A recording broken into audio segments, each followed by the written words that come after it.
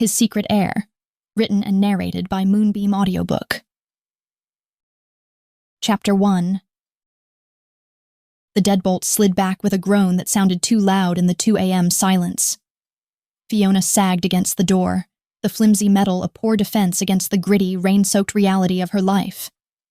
Her keyring, held together by a faded macrame loop her son had made, felt impossibly heavy. Exhaustion was a physical weight, a shroud pressing down on her shoulders, sinking into her bones. 26 hours, 2 jobs, 1 bus transfer, and a 3-block walk in the miserable Dublin-esque drizzle that Boston called spring. All of it culminated in this moment. The smell of stale air, old carpet, and the faint, sweet scent of her son's strawberry shampoo that clung to the throw blanket on the sofa. Her world was this 500-square-foot apartment. It was Ronan's crayon drawing of a space dinosaur taped to the fridge. It was the stack of overdue bills on the counter. It was the single, fierce, all-consuming love she had for her 5-year-old son, asleep in the only bedroom. She'd just managed to tow off her waterlogged sneakers when her phone, shoved deep in the pocket of her waitress apron, buzzed with a frantic, angry energy. Not a single buzz, a swarm, a cold spike of dread, the kind reserved for mothers and debtors, lanced through her. It wasn't the babysitter. It wasn't the hospital. It was her sister, Claire. Claire, 3. Fiona, turn on the news. Now. Claire, 4. Fiona. Pick up. What is this? Claire, 5. Is this real? Oh my God, Fee! Fiona's fingers fumbled with the remote, her heart hammering a sick rhythm against her ribs. The small second-hand TV flickered to life, not on the cartoon channel she usually left it on, but on a 24-hour local news station. The screen was filled with a smarmy, slick-haired anchor from Boston After Dark, a gossip program that masqueraded as journalism. His voice was breathless. Bombshell report that is rocking the city tonight. Sources inside the Suffolk County justice system have confirmed a DNA link that is, quite frankly, the stuff of fiction. We have an exclusive report that a 5-year-old boy, Ronan— The anchor paused for dramatic effect, and Fiona's world tilted. Is the 99.98% genetic match, and only known heir to Lachlan the ghost Kincaid. Fiona's breath hitched. The room went silent.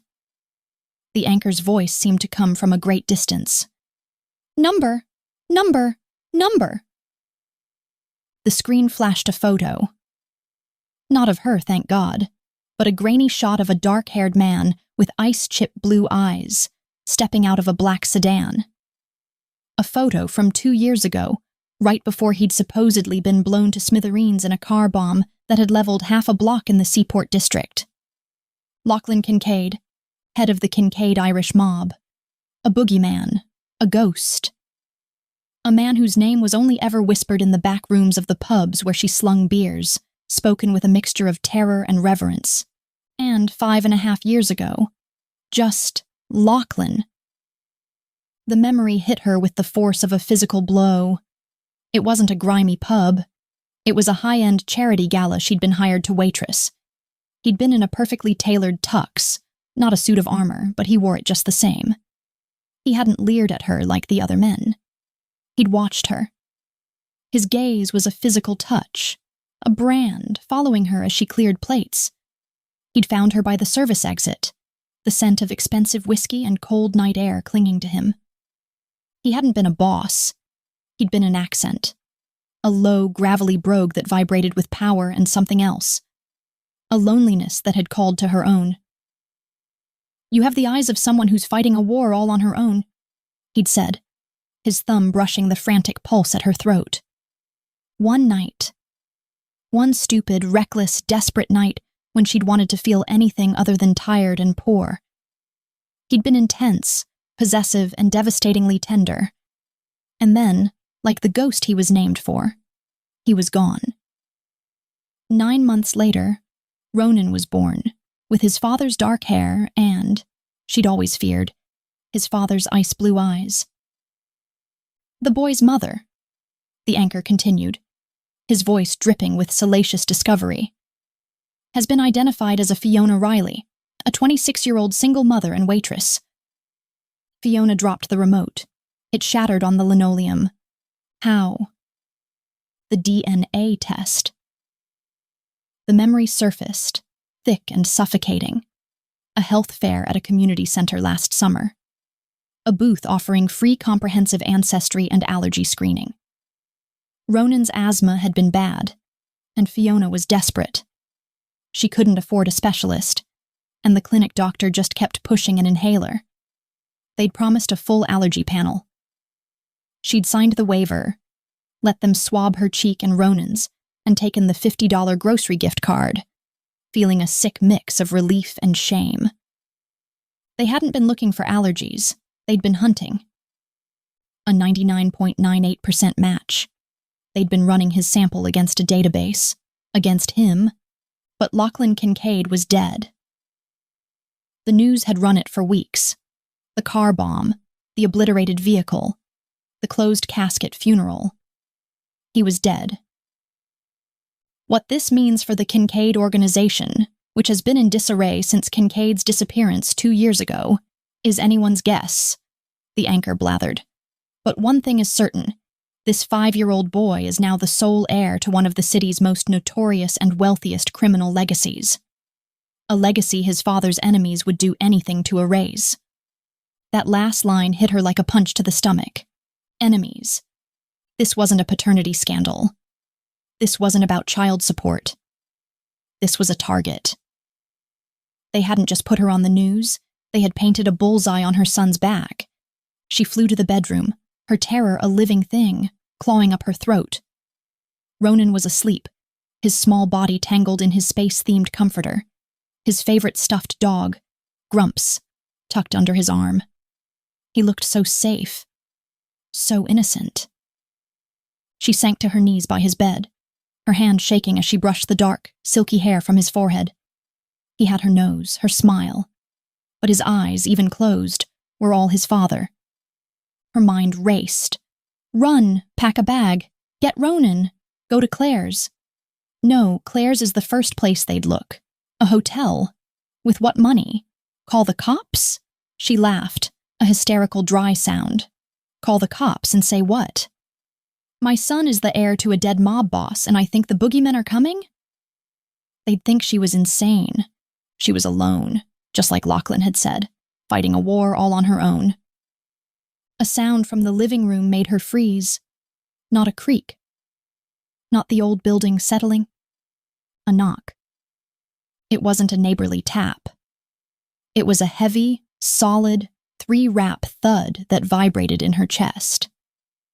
Fiona's blood turned to ice. She rose slowly, her body moving on pure, primal instinct. Protect the cub. She backed toward the closet, her eyes fixed on the bedroom doorway, her hand reaching for the old, splintered baseball bat she kept for a different kind of monster. Thud, thud, thud. Louder this time, patient, inevitable. Fiona Riley. The voice wasn't a shout. It was a low, resonant command that sliced through the thin apartment door, as if it wasn't there. It was a voice she hadn't heard in over 5 years, a voice that haunted her dreams. A brogue. It wasn't the police. It wasn't the news. It was him. She clutched the bat, her knuckles white. Go away! I'm calling the police. A low, humorless chuckle echoed from the hallway. No, you're not. Open the door, a crowee. My heart.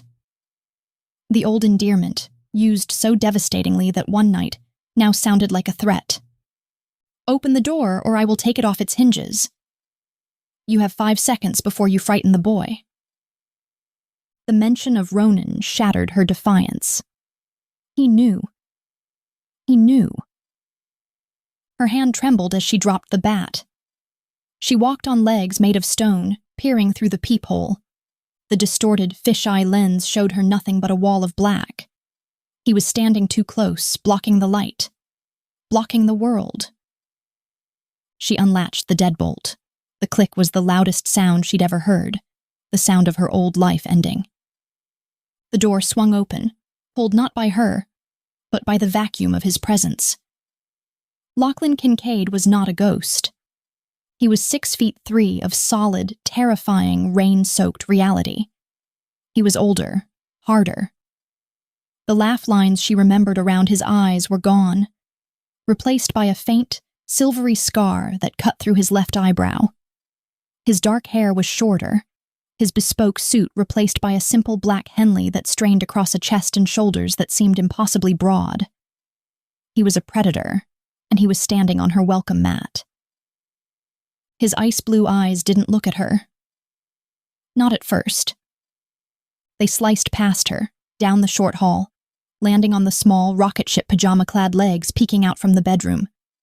He inhaled, a sharp, ragged sound. The first sign that he was human at all. Then his gaze dropped to her. It was a physical weight, pinning her to the spot. It wasn't the assessing look of a stranger or the warm look of a past lover. It was the raw, undeniable, and utterly terrifying look of possession. He knew. The TV hadn't told him. He already knew.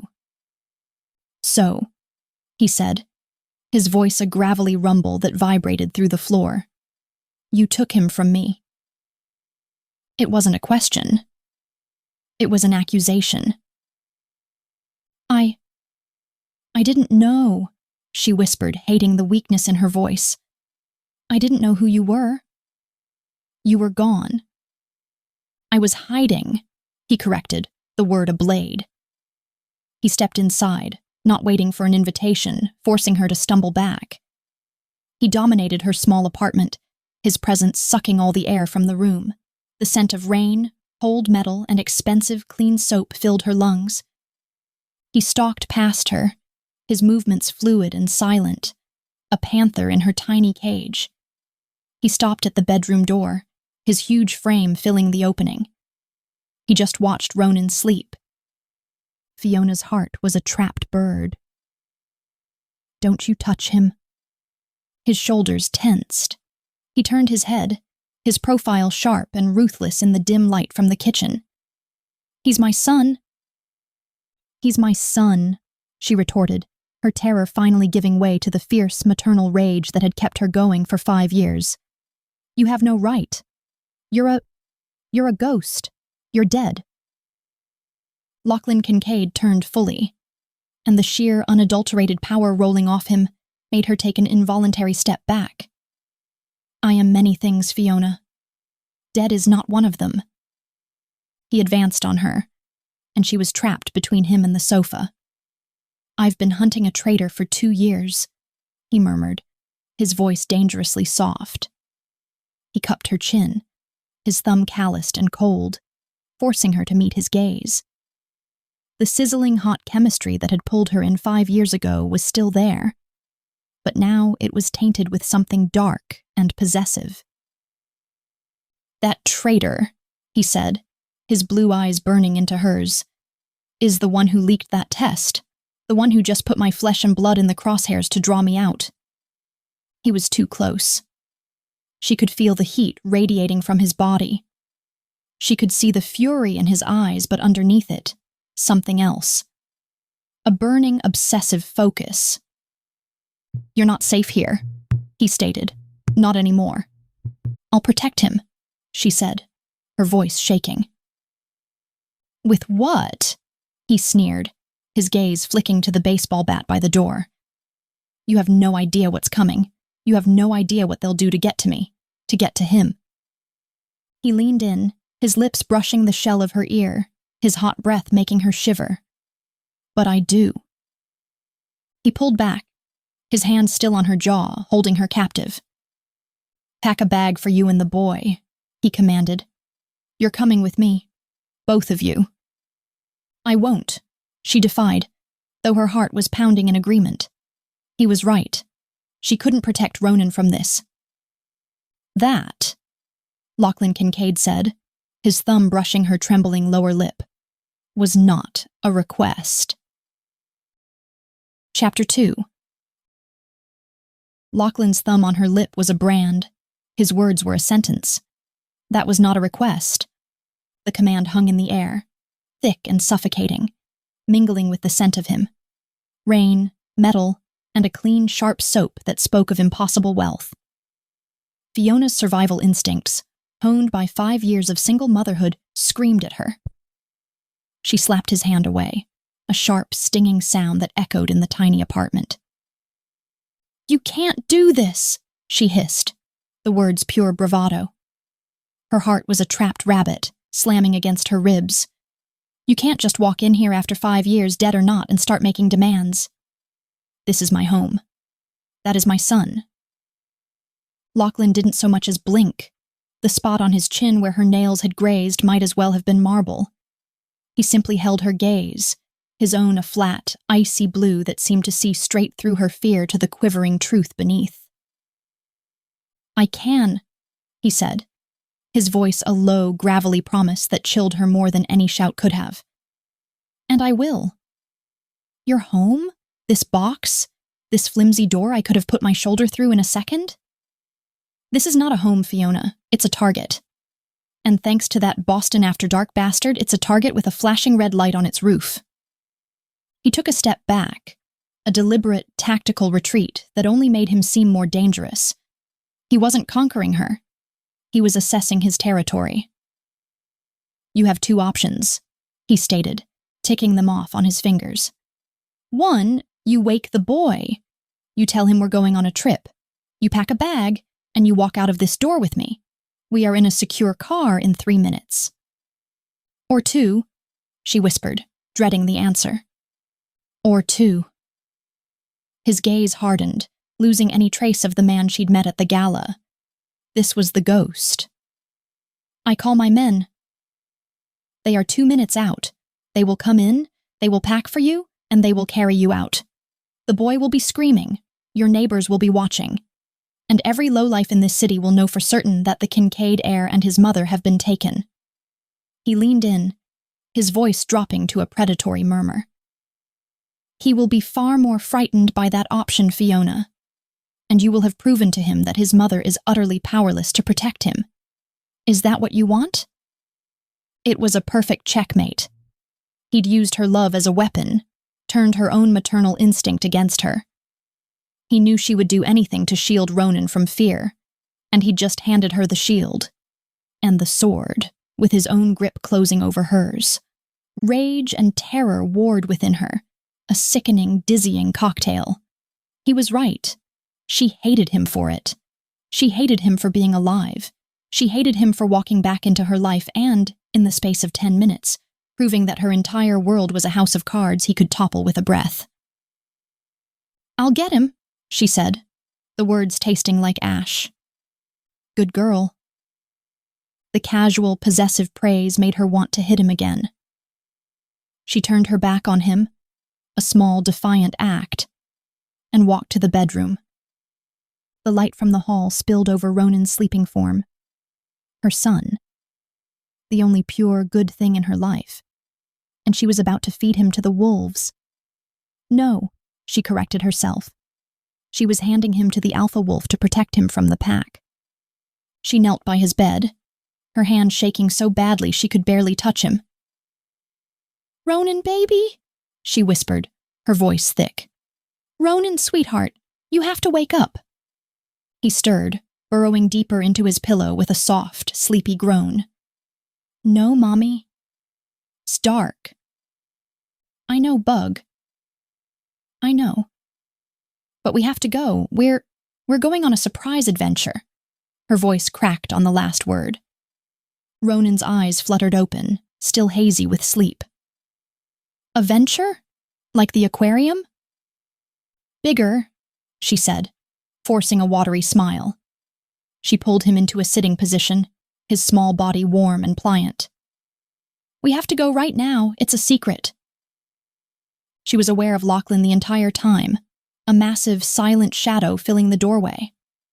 He didn't speak. He just watched. He watched her pull Ronan's sneakers onto his feet. Watched her zip him into his favorite dinosaur hoodie. He watched, and his focus was so intense it was almost a physical touch.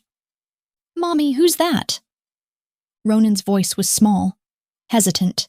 He was fully awake now, and he was staring at the giant in his bedroom doorway. Fiona froze. Her carefully constructed lie about an adventure was about to shatter. She turned, her arm a steel bar around Ronan's shoulders.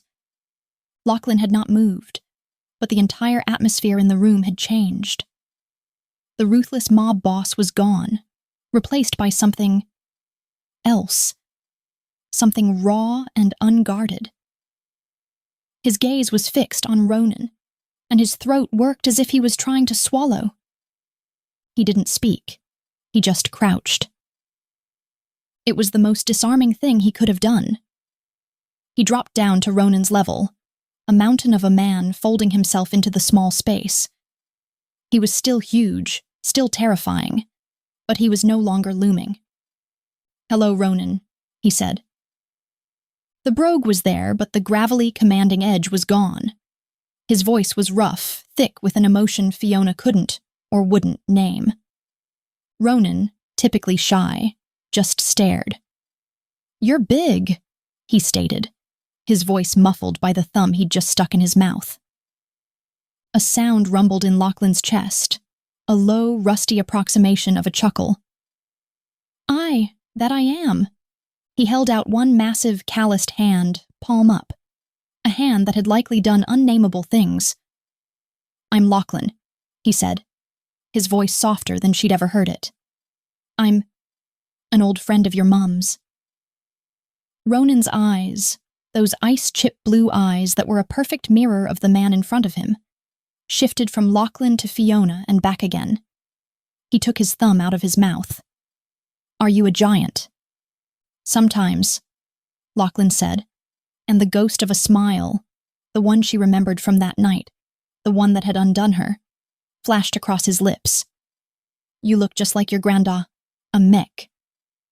"My son." Fiona's heart stuttered. The tenderness in that exchange was more devastating than his threats. It confused her, disarmed her, and ignited that dormant, dangerous spark of chemistry. This was the man from the gala, the one who'd seen the war in her eyes, and he was looking at her son with a fierce, burning pride that terrified her. "Fiona." His voice was sharp, breaking the spell. He stood and the ghost was back. "The bag, now, we're leaving." She scrambled, her limbs clumsy. She grabbed Ronan's school backpack, shoved in Grumps, a few changes of clothes, his inhaler, his toothbrush. For herself.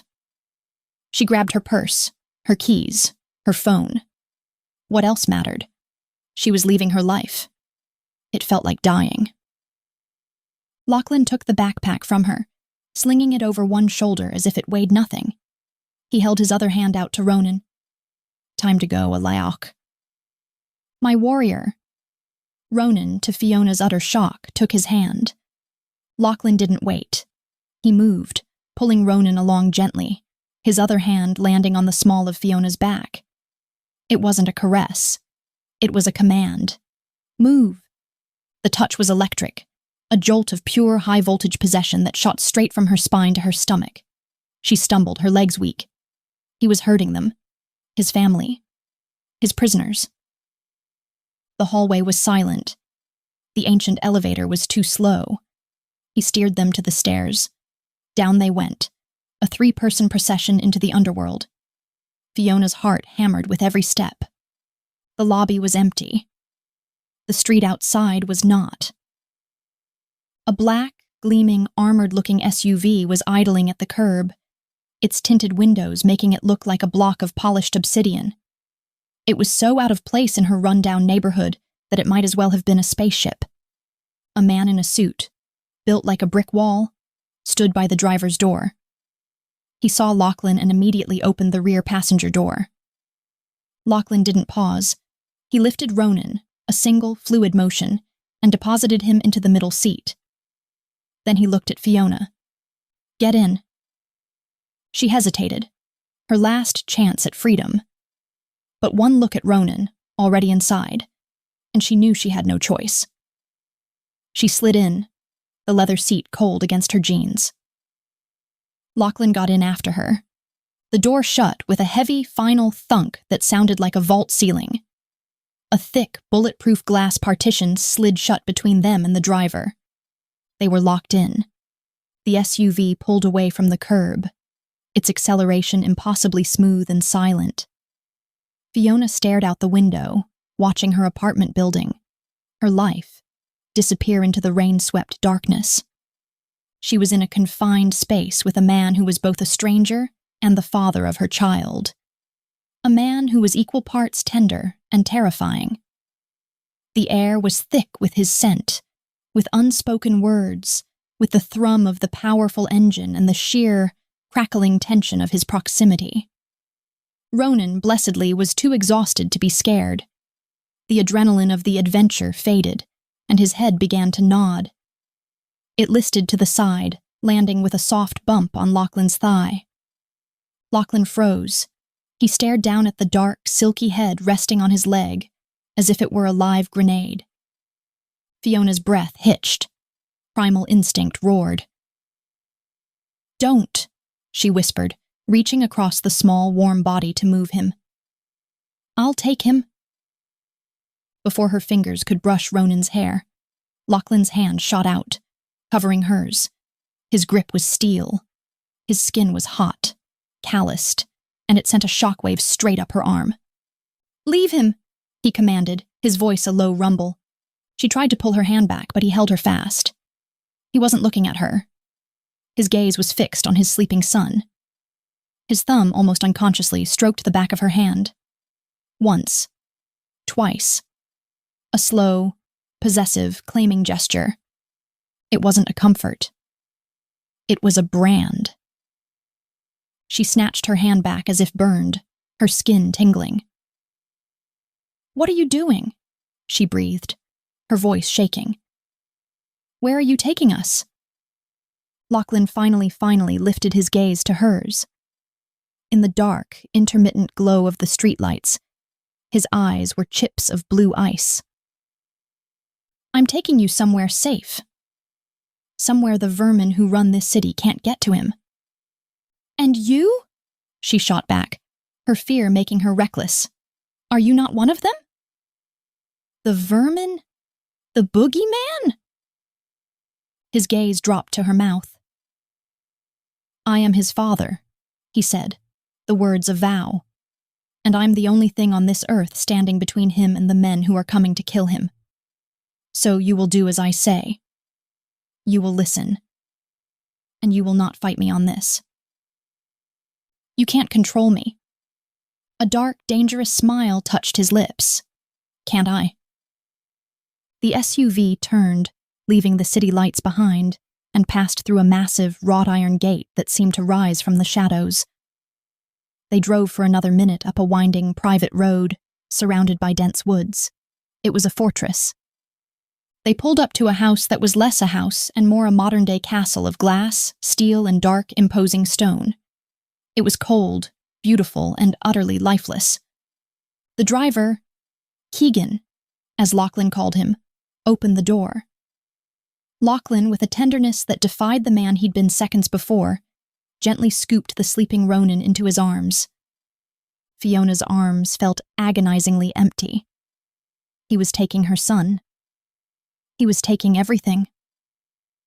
She followed him inside, her footsteps echoing on a marble floor. The place was vast, sterile, and cold. The opposite of her warm, cluttered, loving apartment. Lachlan bypassed a grand floating staircase and walked down a long, white corridor. He pushed open a door. Fiona's blood ran cold. It wasn't a guest room. It was a child's room. It was already fully furnished. A handsome, dark wood bed shaped like a pirate ship. A bookshelf filled with brand new books. A toy chest overflowing with expensive wooden toys. You knew," she whispered, the realization hitting her like a physical blow. "This isn't about the news. You've been planning this." Lachlan laid Ronan on the bed, his movements impossibly gentle. He pulled a soft, gray blanket over him, his large hand lingering on Ronan's hair. "The leak just sped up my timeline," he said, his back to her. I've known about him for 3 weeks. I've been rearranging my world. He'd been arranging her world. He tucked Ronan in, then straightened to his full, imposing height. He turned. The brief, shocking tenderness was gone. The boss was back.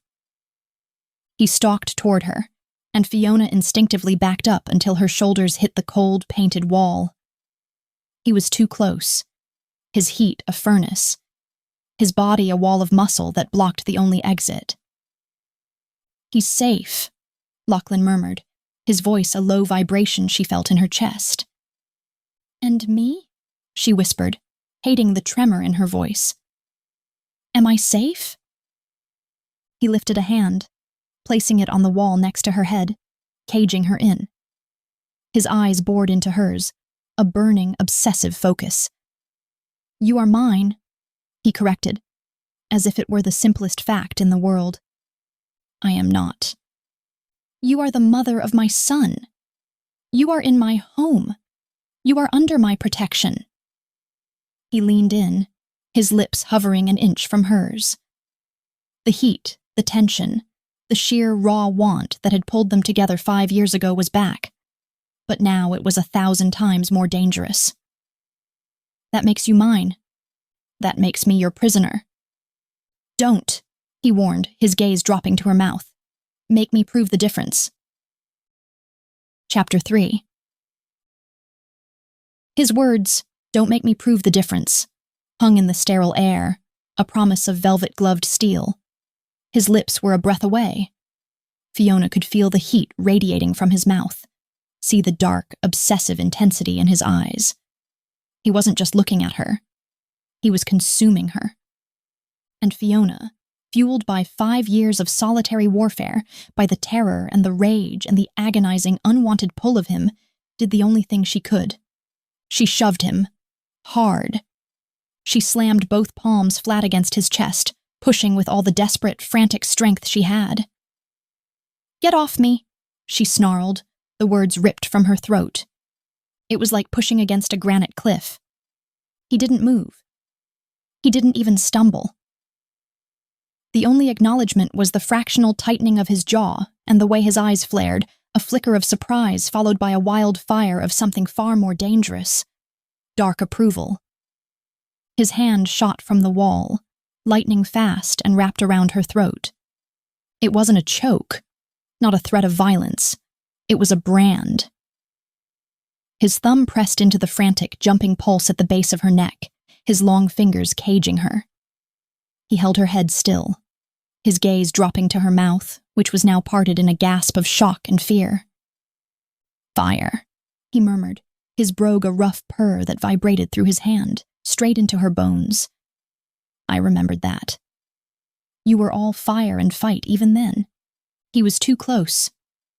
The scent of him, clean soap, cold rain, and a primal masculine scent that was just Lachlan, was flooding her senses, short-circuiting her brain. The simmering, sizzling hot chemistry that had been a dangerous spark 5 years ago was now a raging, uncontrollable inferno. He was a monster. He was her captor. He was the father of her child. And her body, in a moment of ultimate betrayal, was aching to close the last inch between them. She hated him for it. She hated herself more. I am not your prisoner, she whispered, her voice shaking but defiant. And I am not yours. No? His thumb stroked her pulse, a slow, hypnotic, possessive caress. You're in my house. My son is asleep in the next room. My hand is on your throat. And you, he leaned in, his lips brushing the shell of her ear, are breathing faster. Your heart is hammering against my thumb. You're terrified, but you're not just terrified. He pulled back, his eyes boring into hers. You are whatever I say you are. And tonight, I say you're mine. Before she could form a reply, before she could even breathe, his mouth was on hers.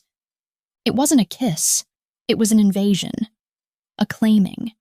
It was hard and hot and brutal in its certainty. It was the taste of expensive whiskey, of power, of a 2-year-long fast finally being broken. He didn't ask. He took. He slanted his mouth over hers, his other hand coming up to fist in her hair, tilting her head to a perfect, helpless angle. Fiona's mind screamed no, but her body was a traitor. A whimper of pure, agonizing need died in her throat as his tongue swept her lower lip, demanding entrance. Her knees buckled. Her hands, which had been pushing at his chest, fisted in his black Henley, clinging to him as the world tilted and spun. He was devouring her, and she was letting him.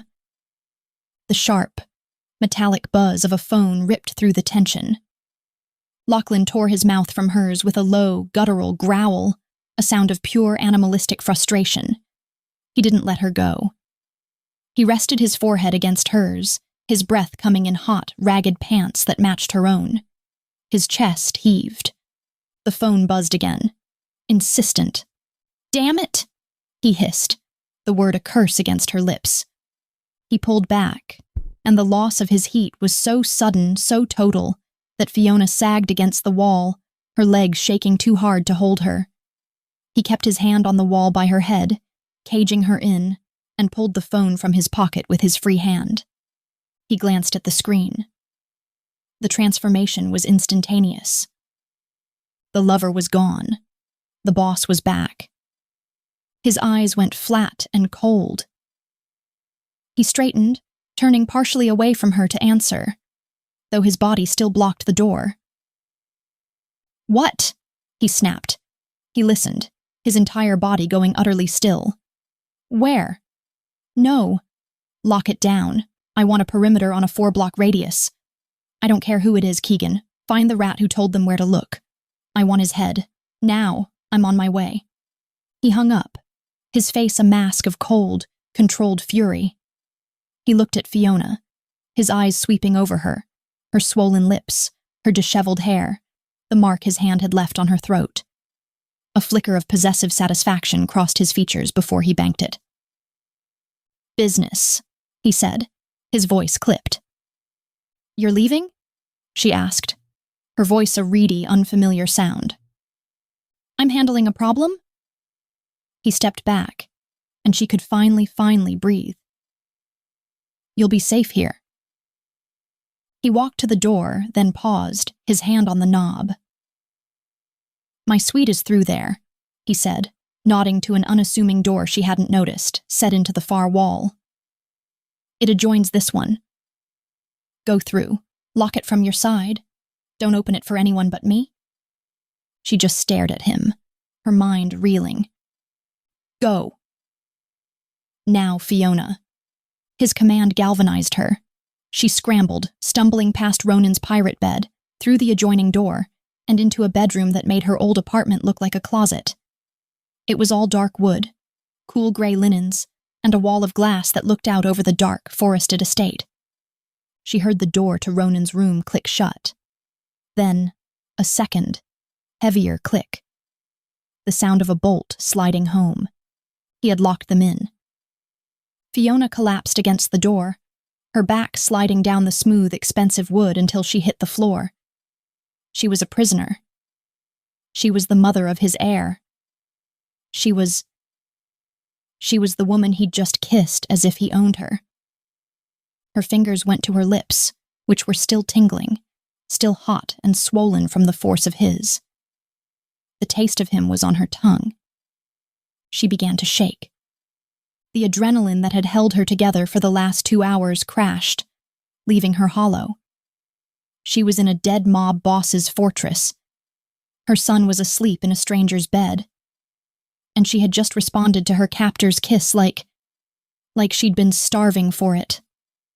Sobs, hot and silent, tore through her. She cried for her lost life, for the simplicity of being poor and tired.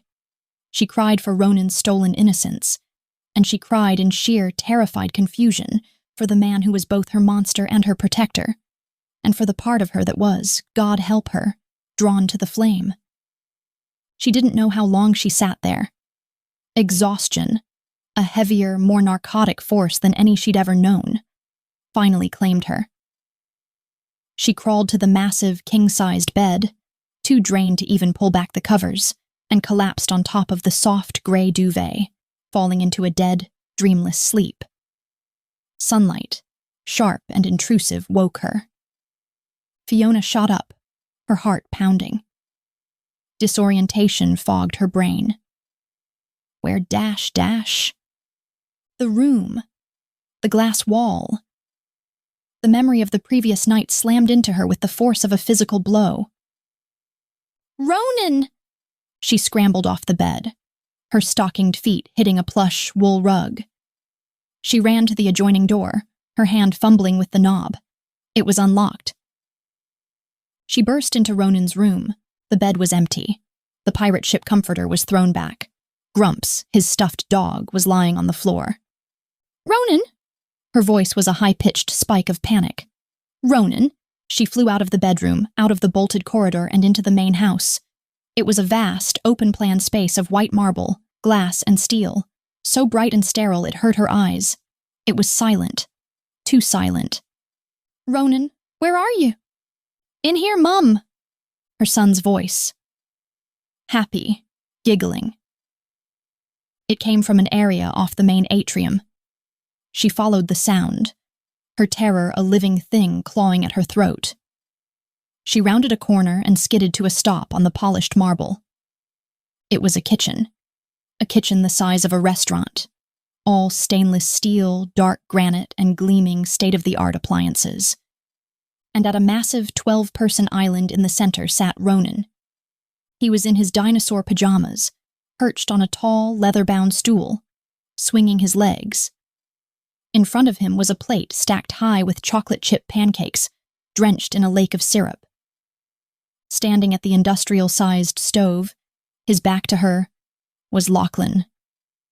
He wasn't the monster from the night before. He'd showered.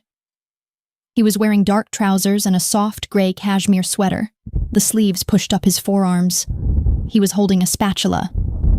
"Mommy, look!" Lachlan's making pancakes. Ronan cheered, his mouth full. "And he says I can have all the syrup." Fiona's knees nearly gave way. The sheer, dizzying domesticity of the scene was a betrayal. This was a nightmare. This was a trap. Lachlan turned, spatula in hand. He looked like he'd slept for a week. His hair was slightly damp, his jaw clean-shaven. The scar over his eye seemed less menacing in the bright, morning light. He looked like a father. His eyes met hers. They were not the cold, flat eyes of the boss, nor the hot, hungry eyes of the lover. They were cool, assessing, and amused. "Sleep well, a crowie?" he asked, his voice a low, mocking rumble. He knew she hadn't. He knew he'd locked her in. He knew he'd kissed her senseless and left her to fall apart. You let him have that much sugar," was the only thing her stunned brain could produce. Lachlan's lips twitched. "He's a Kincaid. He can handle it." He gestured to the stool next to Ronan with the spatula. "Sit. Coffee." He was acting like this was normal, like he was a husband and she was a wife, and they were just having a normal Saturday morning. Fiona's hands curled into fists. "What is this?" she demanded, her voice low and shaking. "You lock me in a room and then you play house?" "I'm feeding my son breakfast," he corrected, his tone still light, but with an underlying edge of steel. He turned back to the stove, pouring more batter. "You're the one who's hysterical. You should eat." "I'm not hysterical. I am trapped. You took my son. You kissed." She cut herself off, horrified, her eyes darting to Ronan, but Ronan was oblivious, laser-focused on his pancakes. Lachlan turned back, his face unreadable. He put the spatula down and leaned against the counter, crossing his powerful arms over his chest. The cashmere strained, revealing the hard muscle beneath. "I saved our son," he stated, his voice devoid of all amusement. "And as for the kiss, Let's call that a reacquaintance. The sheer arrogance of it. You're insane. I'm practical. He pushed off the counter and walked toward her. She instinctively flinched, but he bypassed her, walking to a gleaming built-in espresso machine. Ronan is my son, my heir. He is now the most valuable and the most vulnerable person in this city. He will have my name, my protection, and my resources. That starts today. The machine hissed. He didn't look at her. I'm taking him to the city. I have arrangements to make. You're free to stay here where it's safe. Free? In this prison? She scoffed. I'm not letting you take him anywhere. I'm not letting him out of my sight. He paused, a black, steaming cup in his hand. He turned, and a slow, dangerous, utterly possessive smile spread across his face. It was the smile of a predator who had just watched the trap spring shut. I was hoping you'd say that, he said. Keegan will have the car ready in 20. He placed the cup of coffee on the counter in front of her, his final, dismissive command. Drink your coffee, Fiona. You're coming too. Chapter 4. Fiona's hand, hovering over the black, steaming coffee, was trembling. I don't have any clothes. We have nothing but what we were wearing. It was a statement of fact, but it felt like a confession of weakness. Lachlan didn't even look up from pouring a small, child-safe plastic cup of orange juice for Ronan. That's been handled. There's a walk-in closet through the master bath. Everything you need is in there. Go get dressed. Keegan is waiting. Everything you need. The arrogance of it, the sheer presumptuous control, made her see red. He'd known. He'd known she'd be here. He'd known her size. He'd known she'd have nothing. This wasn't a rescue. It was an acquisition. Leaving Ronan alone with him felt like leaving a lamb with a wolf. But the wolf was currently cutting pancakes into small, dinosaur-shaped bites with a terrifyingly large knife. Ronan, for his part, was giggling, completely enchanted. Ronan Bug, stay here and finish your breakfast. I'll be right back, she said, her voice tight. Okay, Mommy. Lachlan says after this we're gonna go see his office. He has a big chair that spins. Fiona's stomach twisted. He was buying her son's affection with pancakes and office furniture. She turned on her heel, her bare feet silent on the cold marble, and stalked back to the master suite. The bathroom was another temple of black marble and gleaming chrome, bigger than her old kitchen and living room combined. She ignored it, walking straight to the door he'd indicated. She opened it, and her breath caught. It wasn't a closet. It was a boutique. Racks of clothes, soft cashmere sweaters in muted colors, perfectly tailored jeans, simple, elegant silk blouses, a row of shoes, flats, boots, sneakers, all brand new. Lingerie folded in silk-lined drawers. Toiletries, still in their expensive boxes, lined the vanity. He had bought her a life. A cold, creeping dread washed over her. This wasn't temporary. This wasn't a safe house. This was a cage, and he was gilding it. For a wild, hysterical second, she wanted to put her waitress uniform back on, the one that smelled like stale beer and fried food. It was hers. It was real. But she couldn't. Not in front of him. She wouldn't give him the satisfaction of seeing her in her old, worn-out life. Grabbing the nearest pair of dark wash jeans and a simple forest green sweater, she pulled them on. They fit perfectly. Of course they did. The thought of him assessing her, of him knowing her body well enough to order clothes, sent a strange, hot shiver of humiliation, and something else, that dark, unwanted spark, through her. She splashed cold water on her face, tied her hair back in a severe knot, and walked back out, a soldier armoring up for a new kind of war. When she re-entered the kitchen, Lachlan's eyes swept over her. One slow, appreciative, and utterly possessive look. He approved of his purchase. Good, he said, his voice a low purr. He lifted Ronan off the stool, wiping his syrupy mouth with a napkin, a gesture of domesticity so incongruous it made Fiona's head spin. Keegan, let's go. The silent, broad-shouldered man from the night before was standing by the door. He nodded, and the three of them, Fiona, Lachlan, and Ronan, were ushered out into the sharp, bright morning. The armored SUV was waiting. This time, Fiona saw it in the daylight. It was a monster, black and windowless from the outside, a fortress on wheels. Keegan held the door, and Lachlan gestured for her to get in first.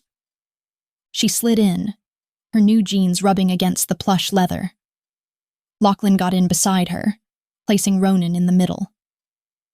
The space felt even smaller than it had last night. Lachlan's thigh was a wall of muscle pressed against hers. His scent, clean, sharp, and overwhelmingly male, filling her lungs.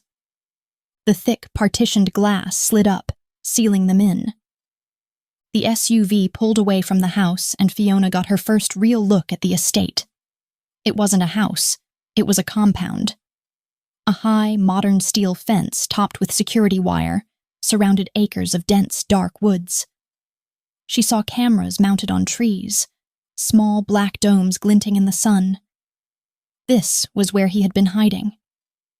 This was where he'd been for 2 years, a ghost in his own heavily guarded machine.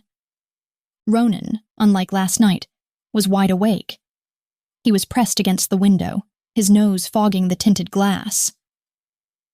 Wow. Are we in a jungle, Mommy? Are there tigers? No tigers, a layosh, Lachlan rumbled, his voice startlingly close. Fiona flinched. He was leaning forward, his arm brushing her shoulder, pointing out the window for Ronan. Just some very mean-spirited squirrels. And maybe a fox. A fox! Ronan breathed, as if Lachlan had promised him a dragon. Fiona watched the exchange, her heart a leaden weight. Lachlan was a natural.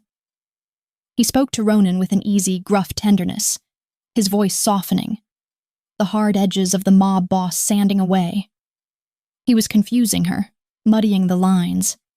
It was easy to hate the monster who had kissed her senseless. It was harder to hate the man who was teaching her son about foxes. Where are we going?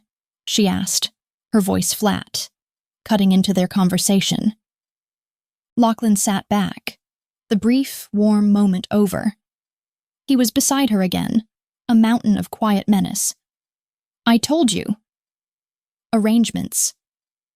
What does that mean? Are you buying him a new pirate bed? His head turned. His eyes, even in the dim light of the car, were piercing. No, I'm giving him a name, my name, legally. There it was, the first and most important arrangement. You can't just do that. He has a name. He's Ronan Riley. He is Ronan Kincaid, Lachlan corrected, his voice devoid of heat, stating it as a fact of nature, like gravity, like the sky being blue.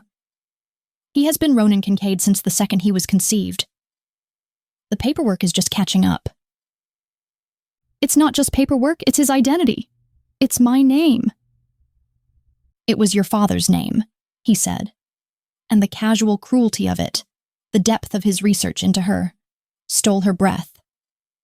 A man who's been gone 10 years. He's my son, Fiona. He will have my name. He will have my protection. You want to keep him safe, don't you? Yes, but nothing. The name is the first shield. It tells the world who he belongs to. It tells them who they have to go through to get to him. And I promise you. His voice dropped to a lethal whisper. No one is willing to go through me. She had no answer to that. He was right. That was the most terrifying part. A single mother named Fiona Riley was a target. The mother of Lachlan Kincaid's acknowledged heir? She was a fortress. The SUV glided through the city, but it felt like they were in a different world. The sounds were muted. The people outside the tinted glass like actors in a silent movie. They weren't in her Boston. They were in his. They didn't go to a gleaming office tower. They pulled into a narrow cobblestone alley in the oldest part of the city, a place of red brick and old iron fire escapes. The SUV stopped in front of a heavy, black-painted steel door under a sign so old and faded it was barely legible. The Black Shamrock. It was a pub. One of the ones she'd heard whispers about. The Kincaid family's unofficial headquarters for 100 years. Keegan got out and spoke to two men who had materialized from the shadows of a neighboring doorway. They were huge, dressed in dark suits, and they looked at the SUV with a mixture of reverence and shock. The ghost was back, and he had brought his heir. Keegan opened the door. Lachlan got out first, then turned and held his hand out for Ronan. He swung him up, settling him on his hip as if he'd been doing it for 5 years. Ronan, instead of being shy, wrapped his arms around Lachlan's neck and pointed. "That's a funny-looking flower, Lachlan." "It's a shamrock, a meek," Lachlan said, his voice rough with an emotion Fiona couldn't place. Pride. "It's ours." He held his other hand out for Fiona. She stared at it. His large, calloused killer's hand. Taking it would be an admission. A surrender. "Fiona," he warned, his voice soft. She put her hand in his. It was a mistake. The second his skin touched hers, the electricity was back, sizzling and hot. His grip was firm, possessive, pulling her from the car. He didn't let go. He held his son on one hip and held his woman by the hand. He walked to the door of the Black Shamrock, a king returning to his throne, his family in tow. The men at the door bowed their heads.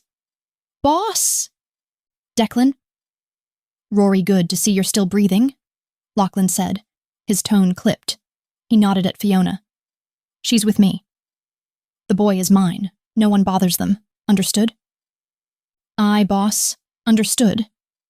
He pushed open the door and led them inside. It wasn't a pub. Not really. It looked like one. Dark wood, a long, polished bar, the smell of old beer and whiskey. But it was empty. Silent. And clean. "Upstairs," Lachlan commanded, finally letting go of her hand to lead the way up a narrow, steep staircase behind the bar. The second floor was the opposite of the sterile, modern fortress. It was an office, but it was old, warm, and distinctly masculine. A massive, carved mahogany desk. Walls lined with floor-to-ceiling bookshelves, filled with old, leather-bound volumes. A fireplace, unlit. And in the corner, a beautiful, intricate model of an old, three-masted ship. "Wow!" Ronan wiggled, and Lachlan set him down.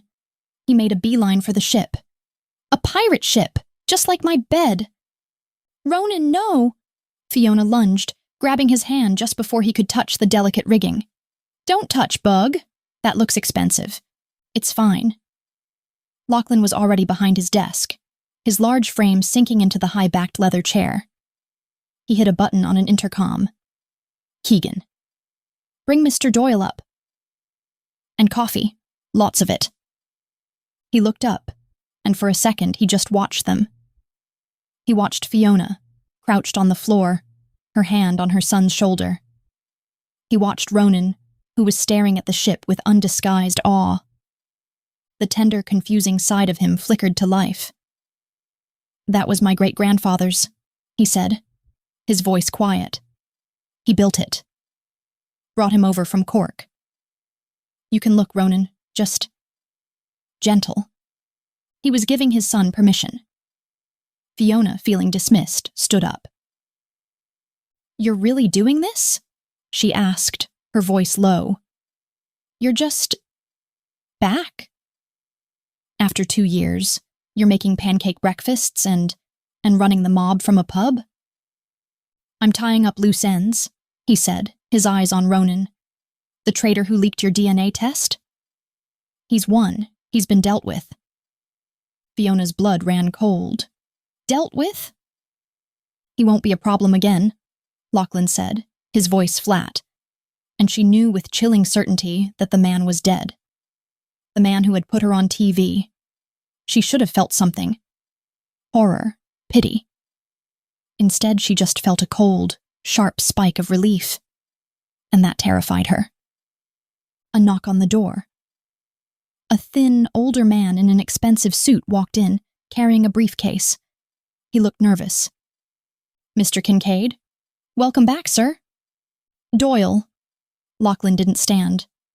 You have the papers? Yes, sir. Right here, Doyle opened his briefcase on the desk, pulling out a sheaf of documents. Petition for acknowledgement of paternity, petition for change of name, and the preliminary custody agreement we discussed. Fiona's head snapped up. Custody agreement? Lachlan held up a hand, silencing her. He was reading the documents, his focus total.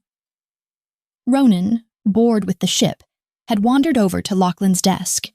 He was trying to climb the massive chair. Lachlan, without looking up from his reading, reached out, grabbed Ronan by the waist and lifted him onto his lap. He just settled him there. Ronan, surrounded by the scent of his father, his head resting against the soft cashmere, let out a little sigh and stuck his thumb in his mouth. Fiona's world stopped. The sight of them, the ruthless, terrifying mob boss and the small, innocent boy, fitting together like two pieces of a puzzle, it broke something inside her. This was it. This was the tense custody arrangement. It wasn't a legal fight. It was this. It was him, bonding with his son, stealing his heart right in front of her. Lachlan signed a paper with a heavy black pen. Good. File it. Expedite it. I want it done by end of day. Yes, sir. And the custody agreement? Doyle asked, his eyes flicking nervously toward Fiona. It's straightforward, Lachlan said, his voice directed at her, though his hand was stroking Ronan's dark, silky hair. He's my son. I'm his father. I have a right to him. You're taking him from me, she whispered, her voice hollow. Lachlan's head snapped up. His eyes, dark and furious, pinned her to the spot. No. The word was a growl. I am not taking him. I am keeping him. And you. He pointed to the paper. This gives us joint custody. With a caveat. Due to the extraordinary security risks, his primary residence must be with me, and so by extension must yours. It wasn't a prison. It was a legal document, a cage of paper and ink, far stronger than any steel bolt. You won't sign it, he said. It wasn't a question. I know. You're all fire and fight. He slid a different paper across the desk. So sign this one instead. She stepped forward, her legs wooden. She looked at the paper. It was a simple one-page document, a petition for a restraining order. Doyle, Lachlan said, his voice silk and steel. Explain to Ms. Riley what happens if she files that. The lawyer visibly swallowed. Ms. Riley, if you file this, a judge will, given Mr. Kincaid's known affiliations, immediately grant you a temporary order. You and the boy will be placed in protective custody. You'll be moved to a state-run Safehouse. Your location will be known to the courts, to the police, and within an hour to every enemy Mr. Kincaid has. You will be a sitting duck. It will be a death sentence. For both of you. The blood drained from her face. It was a choice. But it wasn't a choice. Or, Lachlan murmured, his hand still protective, still possessive on his son's back. You can stay. You can stay in my house, under my protection, as a family. He was a monster. He had given her an impossible choice. He had given her a pen. I hate you, she whispered, the words trembling. I know, he said, his gaze fixed on her mouth. Now sit down, Fiona. Our son is asleep, and we have to plan his future. Chapter 5. Fiona's legs gave out. His pen, was a heavy, cold weight in her hand. She didn't sign either paper. She let the restraining order, her supposed choice, fall from her numb fingers. It fluttered to the Persian rug, a white flag of surrender. She sank into one of the leather and mahogany chairs opposite his desk, the one meant for his lieutenants, for men who came to him for orders or to beg for their lives, the one not meant for the mother of his heir. "I hate you," she whispered again, the words raw, acidic. It was the only truth she had left. "I know," he said again, his voice devoid of triumph. He was still stroking his son's hair, his gaze fixed on her. The dark, obsessive heat was back, but now it was complicated by something else. Satisfaction. He had won. He had known he would. "Doyle," Lachlan said, his voice shifting, becoming the clipped, authoritative tone of the boss. "We're done here. Get the name change filed. I want the certificate on my desk by morning." "And the custody papers, Mr. Kincaid?" the lawyer asked, his eyes carefully averted from Fiona's pale, stricken face. "She won't be signing them." Not today. Lachlan's gaze never left Fiona. She doesn't need to. She's not stupid. She's not going anywhere. He nodded toward the restraining order on the floor. "Clean that up on your way out." Doyle, visibly relieved to be escaping the blast radius, packed his briefcase with trembling hands, retrieved the fallen paper, and was gone in seconds, the door clicking softly shut behind him. They were alone. The silence in the office was deafening, broken only by the soft, rhythmic breathing of the sleeping child in Lachlan's lap. The air was thick, charged with her hatred and his quiet, suffocating victory. Fiona finally met his gaze. "What now?" Her voice was a cracked, hollow version of itself. "You've won. You've got your heir, you've got your cage. What's the future you want to plan? You going to teach him how to shoot a gun before he can read?" The jab landed. She saw a muscle in his jaw clench. He will learn to protect himself. And his family. But no, Fiona. Not before he can read. He leaned forward, the leather chair groaning under his weight. Ronan stirred, his thumb falling from his mouth, and Lachlan's hand, so large it covered his son's entire back, instinctively soothed him. "This is what you don't understand. This isn't a game. This isn't me being a tyrant for the sake of it." His voice was low, intense, a gravelly rumble that was almost hypnotic.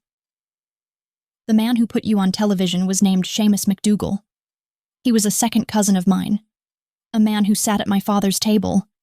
He thought my being dead was his chance to seize power. He thought he could use my son as a bargaining chip. He was wrong. And he is gone." Fiona's stomach lurched, the finality of it. "You killed him." "I removed a threat," he corrected, his eyes like ice. "He was the one who forced my hand, who forced me to fake my own death. He's the reason I've been in that fortress for 2 years, cleaning house, flushing out the rats. And he's the reason I'm back. He wanted to hurt me through my son. He will be the last to ever try." He leaned back, his free hand lacing behind his head. A move of casual arrogance that was at war with the protective hand on Ronan's back. "The future is this. Ronan is a Kincaid. He will be raised as one. He will have everything. The best schools, not the crumbling, underfunded one you've been fighting to keep him in. The best doctors, not a free clinic. He will learn to ride, to sail, to speak 3 languages. He will learn our history. He will learn what it means to lead." Fiona's heart hammered. It was everything she couldn't give him. And it was terrifying. "He's a child, Lachlan. He's 5. He likes dinosaurs and blueberry pancakes and being read the Gruffalo. He's not a CEO. He's not a king." "He is both," Lachlan stated, the the words absolute. He is my son. And I will not have him be weak. I will not have him be a target. And me? She shot back, her own fire returning, fueled by the primal need to protect her son's childhood. What's my role in this grand Kincaid dynasty? Am I just the broodmare? The nanny you're forced to keep on staff? He was on his feet before she'd even finished the sentence. The movement was so fast, so fluid it defied his size. In one motion, he had scooped the still sleeping Ronan into one arm, settling him against his shoulder. In 2 strides, he was around the desk. Fiona scrambled to her feet, her chair skittering back on the rug. He stalked toward her, a predator in cashmere, his son held safe against his chest. He didn't stop until he had backed her against the wall of leather-bound books, his body caging her in, just as he had in the bedroom.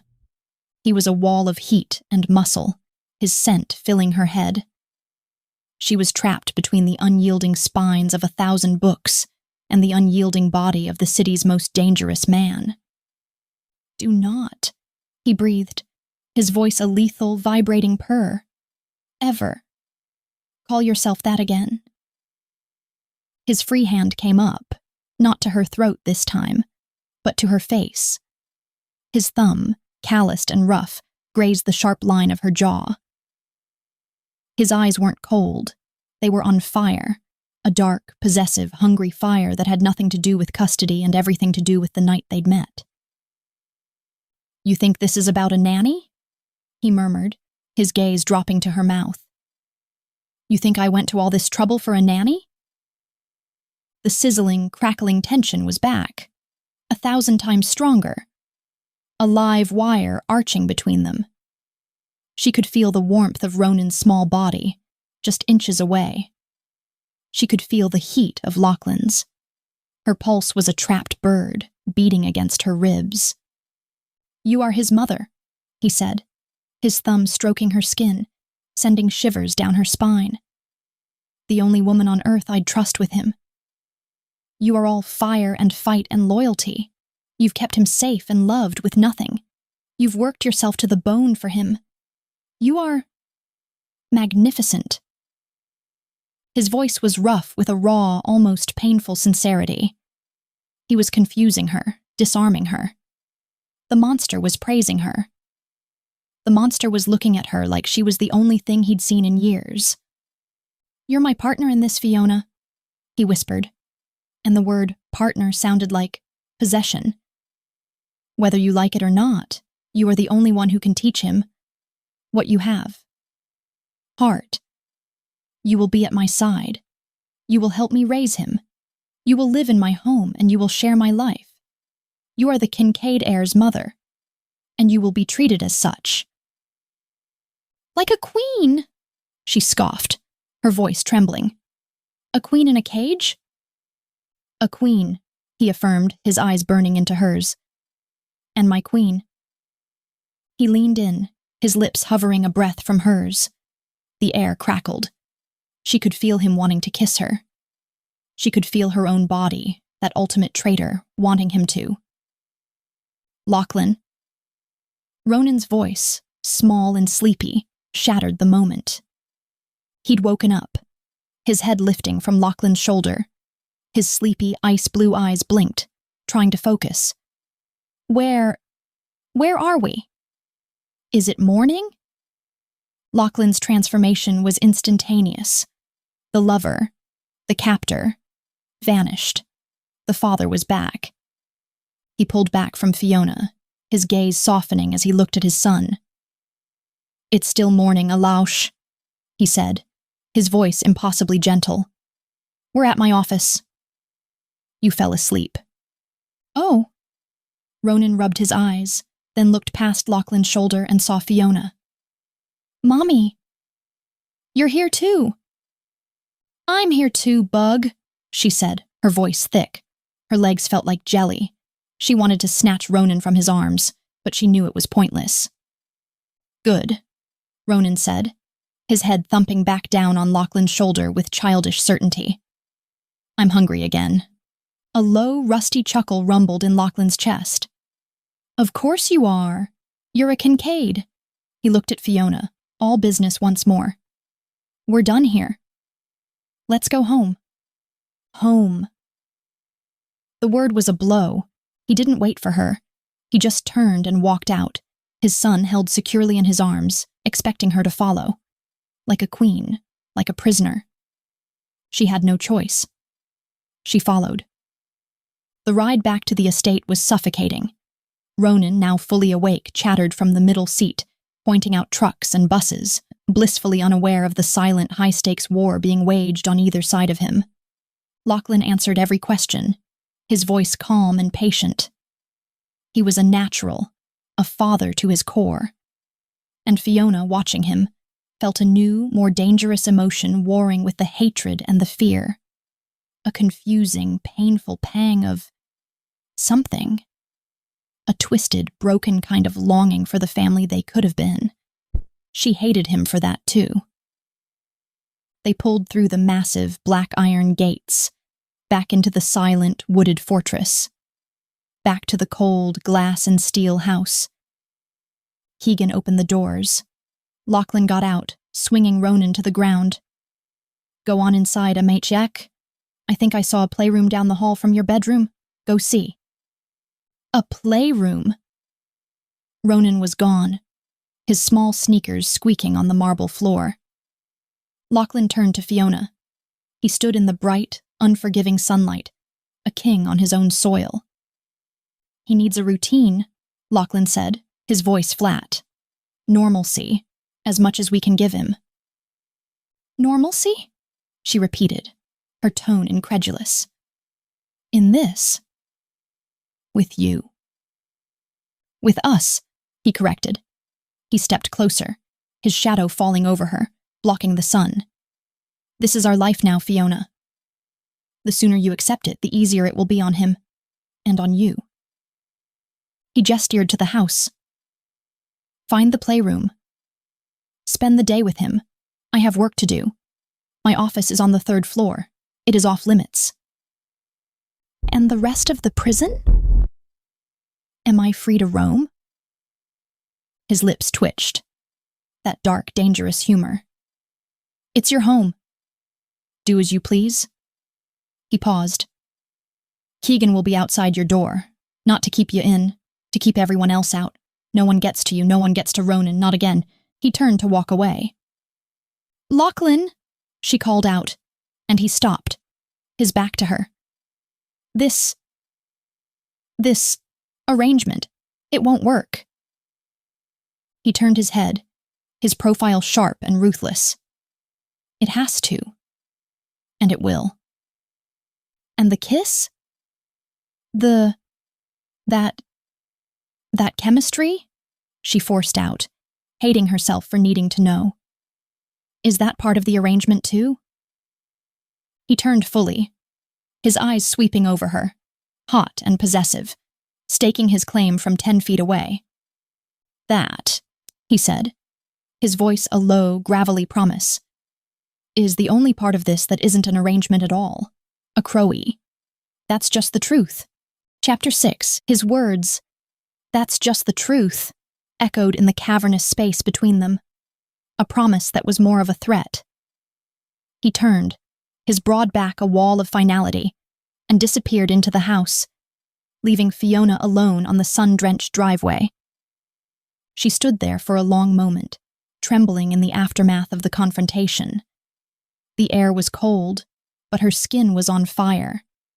He'd left her with a choice that was no choice, a cage he called a home, and a sizzling, undeniable truth that short-circuited her brain. He didn't just want his son, he wanted her. Her first instinct was to run, to grab Ronan, find a weakness in the fence, and just disappear. But the image of Doyle, the nervous lawyer, flashed in her mind. A death sentence, for both of you. He had her. Lachlan Kincaid had her, body and soul, because he had her son. Mommy! Come see! Ronan's voice, high and bright with excitement, pulled her from her panicked paralysis. It was a beacon of normalcy in this insane, sterile world. She took a deep, shuddering breath, shoved down the terror, and walled off the confusing, traitorous heat that Lachlan ignited in her. Ronan needed her. He needed his mother. Not a terrified, trembling woman. She walked into the house, her new boots silent on the marble. The sheer scale of the place was obscene. It was less a home than a modern art museum, all glass and white walls and soaring ceilings, furnished with minimalist, uncomfortable-looking black leather furniture. It was cold, soulless. The exact opposite of her cramped, chaotic, love-filled apartment. She found Ronan in a room that was anything but cold. It was a playroom that rivaled a toy store. One wall was a padded climbing structure. Another held built-in shelves overflowing with every toy, book, and art supply a child could dream of. There were stuffed animals in a bin so large she could have curled up in it. And in the center, a detailed, child-sized wooden pirate ship, a clear companion to the model in Lachlan's office. Ronan was already at the ship's wheel, spinning it with frantic glee. "Look, Mommy!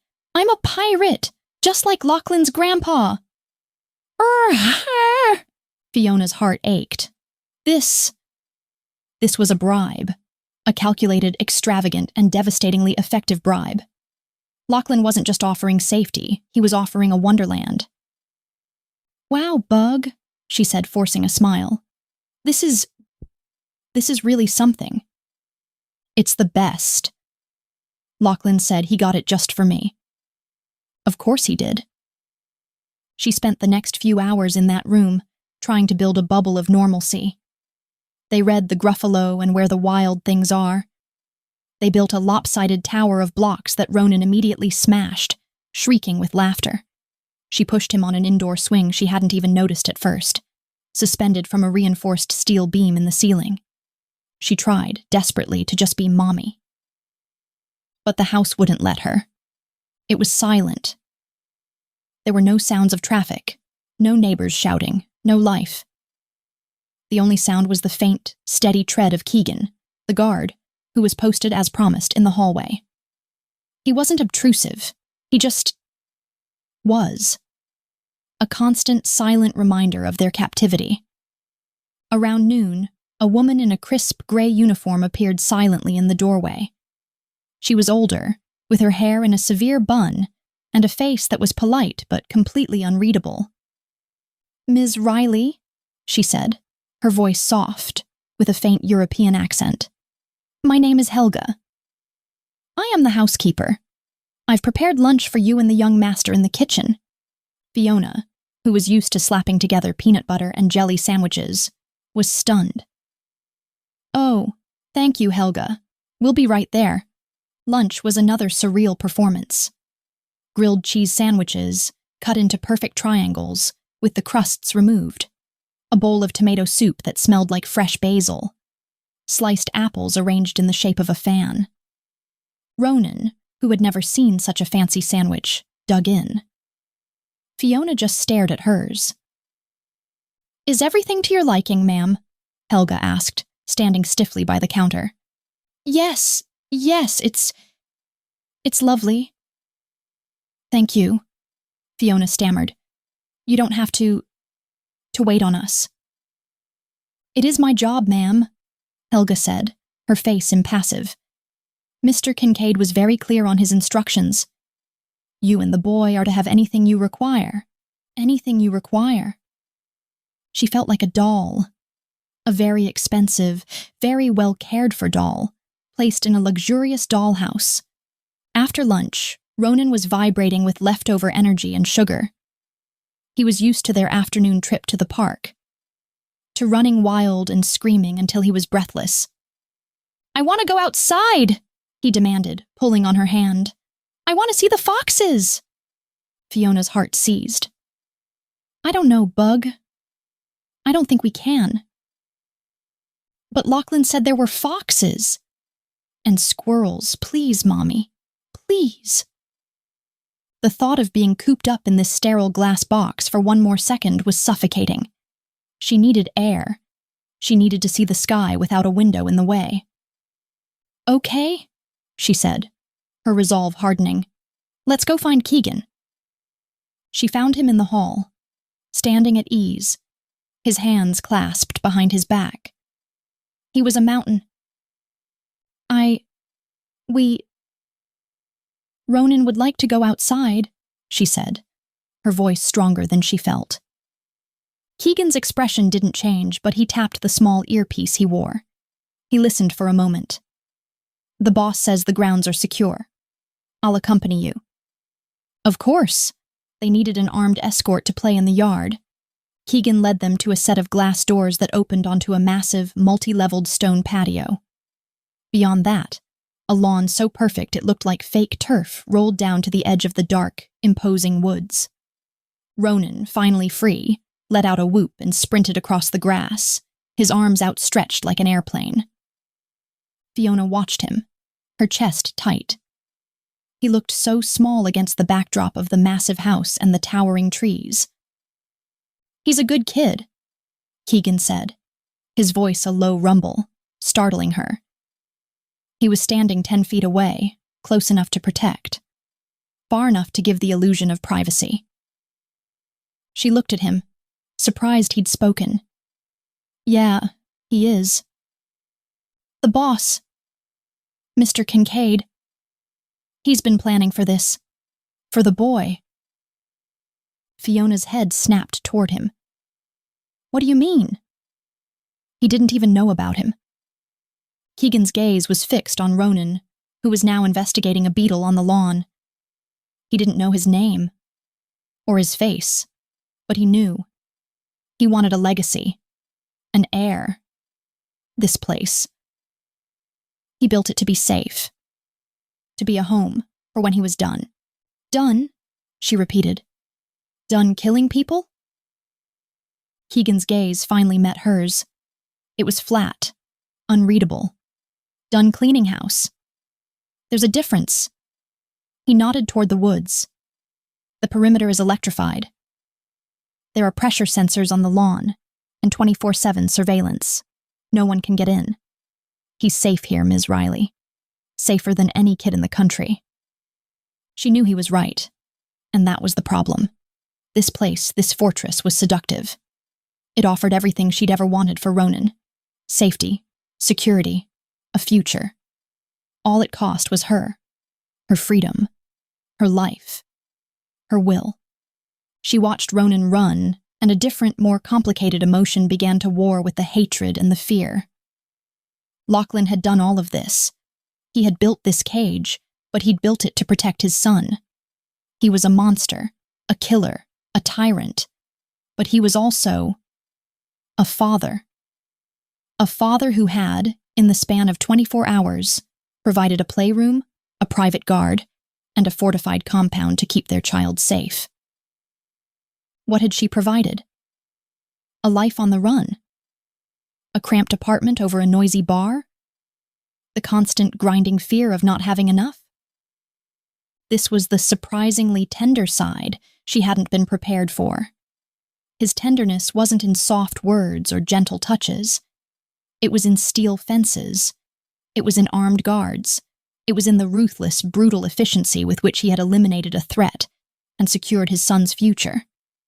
His methods were dictatorial. His possessiveness was terrifying. But his motive was the same as hers. Protect the child. Ronan, breathless and happy, ran back and threw himself against her legs. I'm fast, Mommy. Did you see I'm the fastest? You are, she said, her voice thick, scooping him into her arms. She buried her face in his hair, which smelled like the clean, cold outdoor air of his new gilded prison. You're the fastest boy in the world. She held him, her gaze traveling from the perfect lawn to the dark, silent house where Lachlan was, right now, working.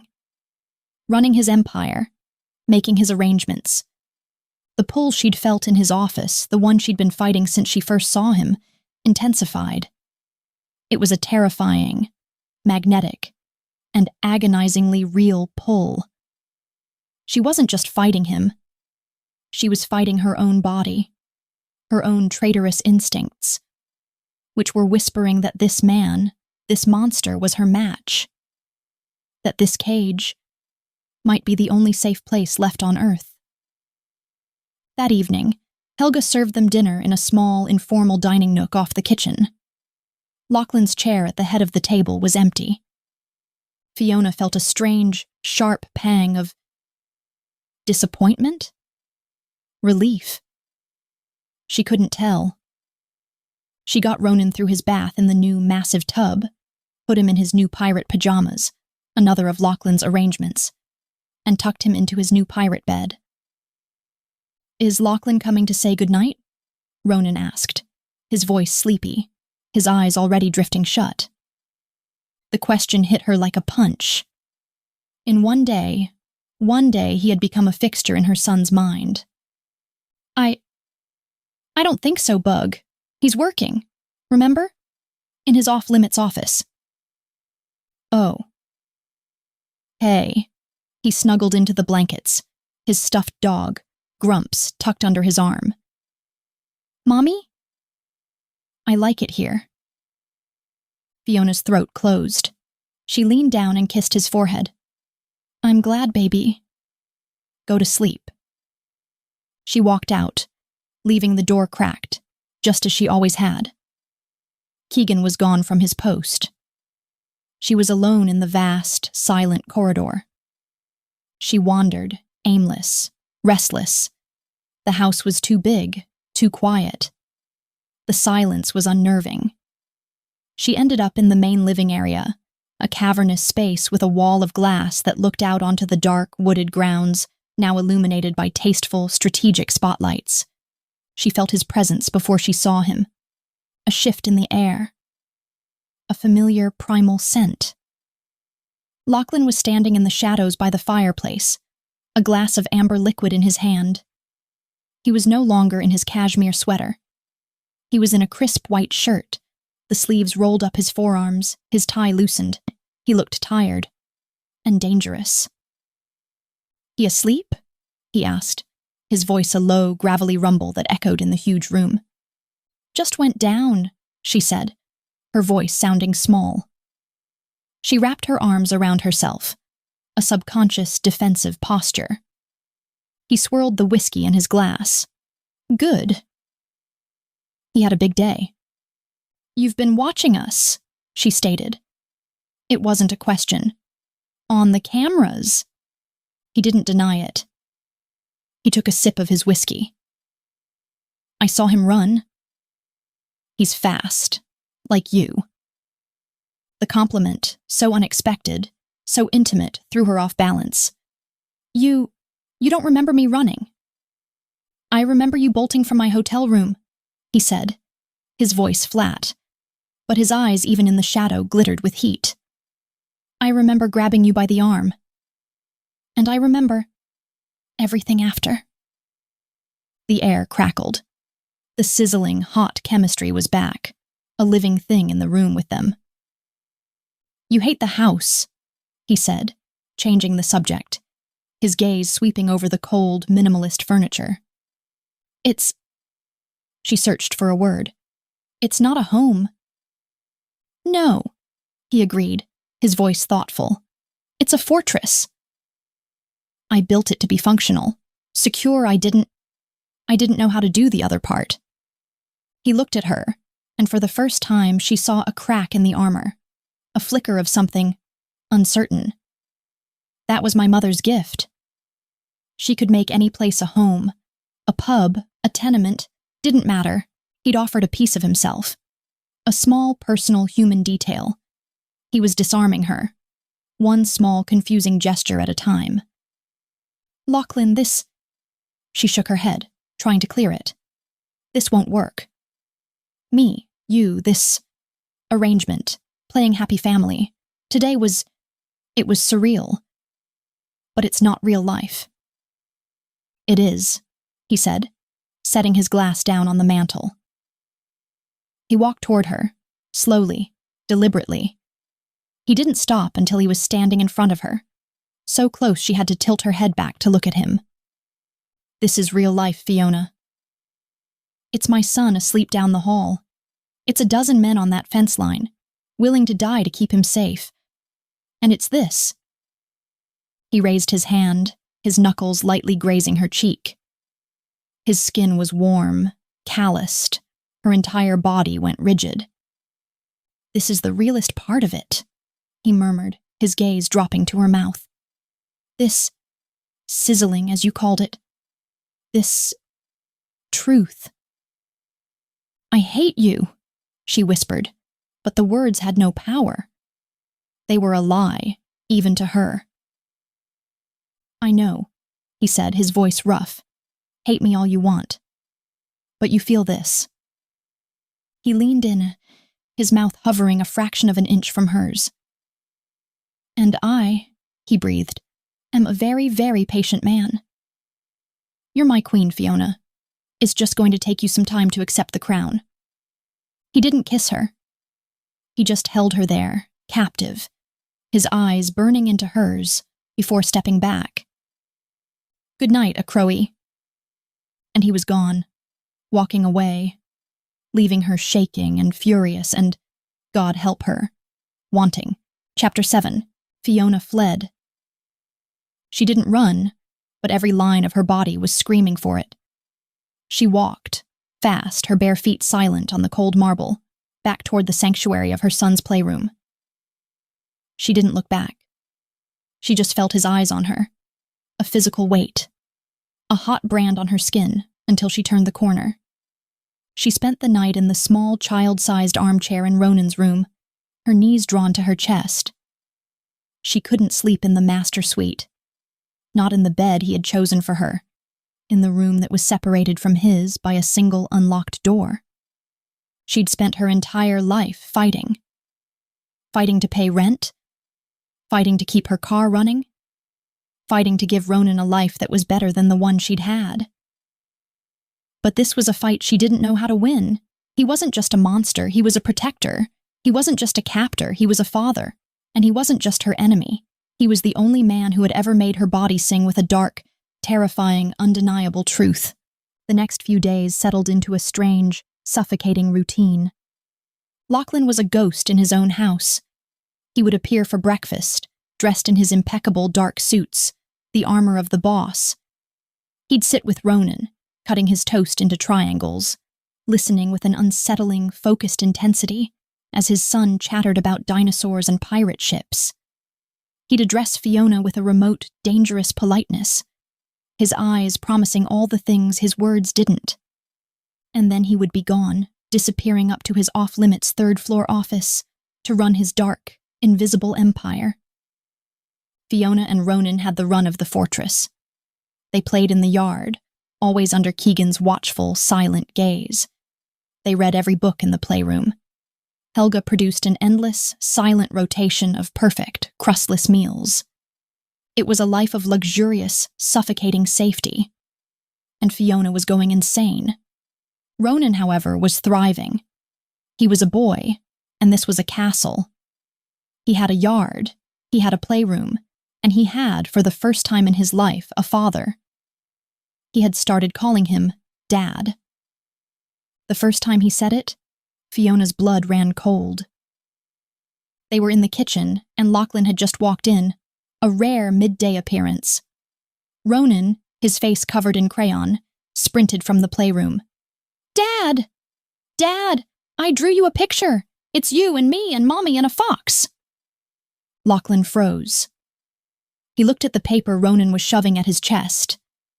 It was a childish scrawl of 3 stick figures, one huge, one small, one medium, holding hands. Fiona watched, her heart in her throat, as Lachlan's hand, the one she'd seen pull a gun, the one that had signed a man's death warrant, reached out. He took the drawing with a reverence that was almost painful. He looked at it for a long, silent moment. It's good, Alayosh, he said, his voice thick, guttural. It's the best I've ever seen. He looked over Ronan's head, his gaze finding Fiona's. It was raw, unguarded, and so full of possessive pride that she couldn't breathe. He was winning. He was winning her son. And he was doing it without even trying, just by being. That evening, she confronted him. Ronan was asleep. She was in the kitchen, nominally making tea she didn't want, when he came down. He'd shed his suit jacket. His tie was gone, and his sleeves were rolled up. He looked tired, and for that, she hated him. It made him too human. "You have to stop," she said, her voice low, trembling. He paused on his way to the whiskey decanter. "Stop what, Fiona?" "This. The playroom, the pirate bed, the father act. You're buying him. You're bribing him. He called you Dad." Lachlan turned, his eyes narrowing. "He called me Dad because that is what I am. I'm not acting, and I'm not bribing him. I am providing for him, something you, for all your fight, were struggling to do." The shot was low, and it was true. It stole her breath. "He needs more than things," she shot back, recovering. "He needs a life. He needs normalcy. He needs to see other kids. He needs to go to the park, not just this electrified patch of grass." "The park." He said the word as if it were a foreign object. "Yes, a park. With swings and a slide and other children. You can't keep him in this bubble forever. He'll be weird. He won't know how to be a person. He's safer here." His voice was flat. Final. "And what kind of life is that? Being safe?" She stalked toward him, fueled by a week of cooped-up rage and confusing, simmering tension. "He's a boy, Lachlan. He needs to get dirty. He needs to fall off a swing. He needs to be a kid. And you're so terrified of the world you've made that you're locking him away from it." He watched her, his expression unreadable. She was in his space now, close enough to see the dark stubble on his jaw, close enough to smell the whiskey on his breath. "You want to go to the park?" he stated. "He needs to go to the park," she corrected. "And I, for one, need to see the sun without a bodyguard breathing down my neck." He was silent for a long, tense moment. He was weighing it. The risk versus... what? Her happiness? His son's? "Fine," he said, his voice a low growl. "1 hour. Tomorrow. My way." She was so stunned she'd won that she just stared at him. "Don't look so surprised," he murmured, a dark, dangerous humor glinting in his eyes. "Even a queen is allowed to leave the castle, with her king, of course." The next day was a full-scale military operation. Lachlan was in casual clothes, dark jeans, a fitted black Henley that clung to his broad chest and shoulders, and boots. He looked less like a dad at the park, and more like an off-duty assassin. They didn't just go. An identical black SUV to theirs left the compound first, a decoy. They waited 20 minutes, then left in theirs, with Keegan driving, and another SUV full of his men tailing them. The park wasn't her old familiar playground. It was a sprawling, wide-open public park, one she knew was expensive and well-maintained.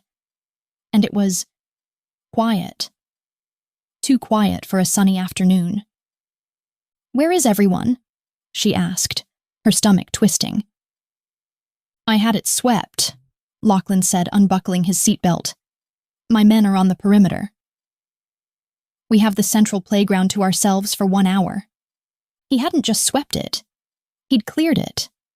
He'd rented a public park.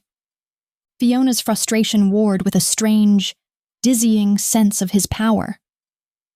Ronan, oblivious, was vibrating with excitement. "A swing! A red swing! Come on, Mommy!" Keegan and 2 other men in plain clothes got out, their eyes constantly moving, scanning the trees, the empty benches, the road. Lachlan held the door for her.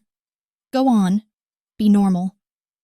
It was the most abnormal, tense, normal hour of her life. She pushed Ronan on the swing, her arms stiff, her every nerve ending screaming.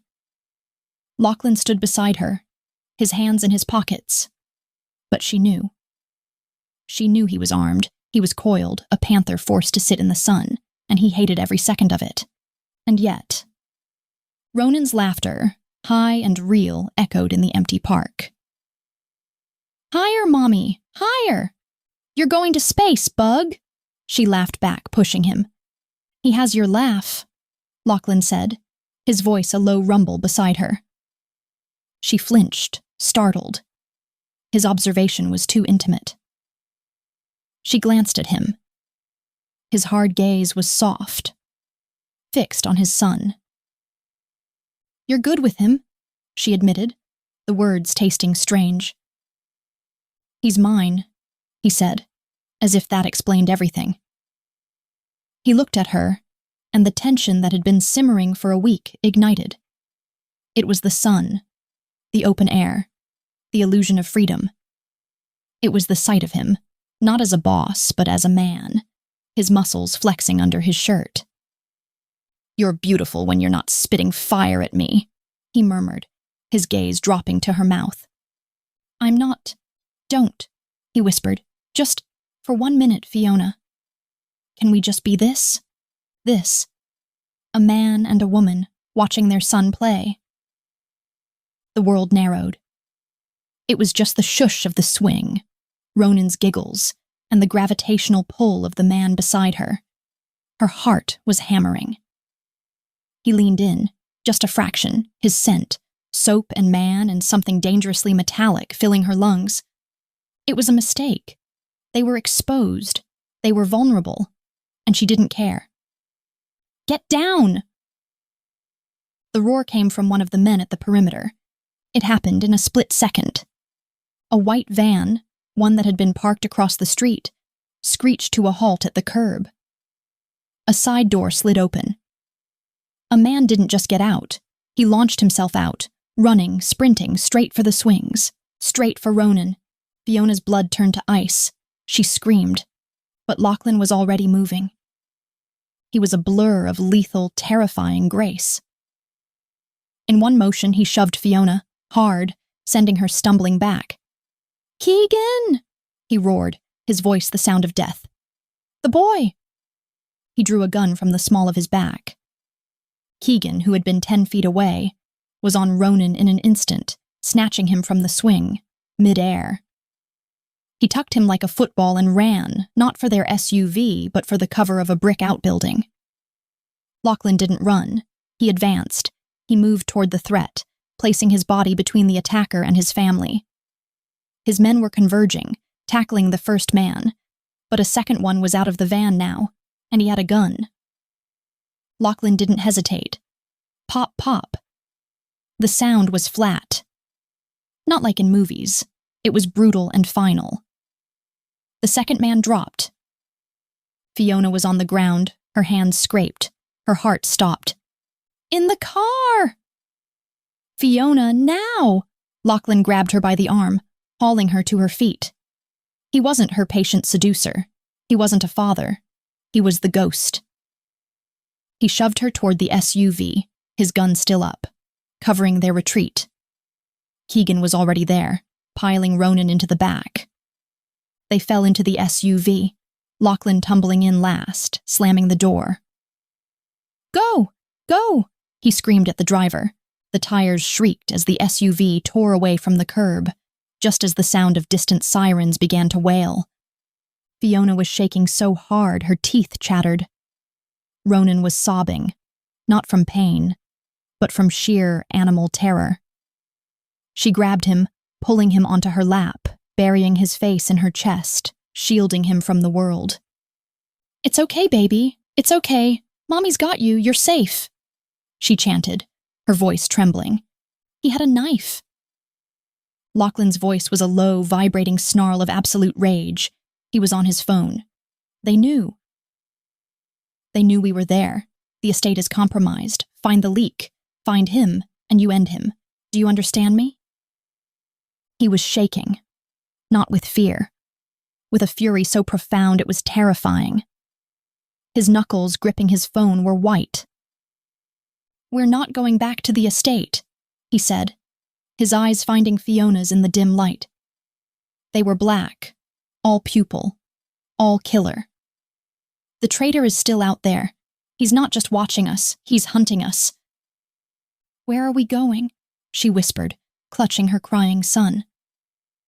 The one place I built that no one knows about. The one place I swore I'd never take you. He leaned forward to the driver. The penthouse, and lock it down. No one in, no one out. Fiona's world, which had been precariously balanced, shattered. The fortress had been a cage, but it had been a large cage. She could hide from him. She could breathe. A penthouse.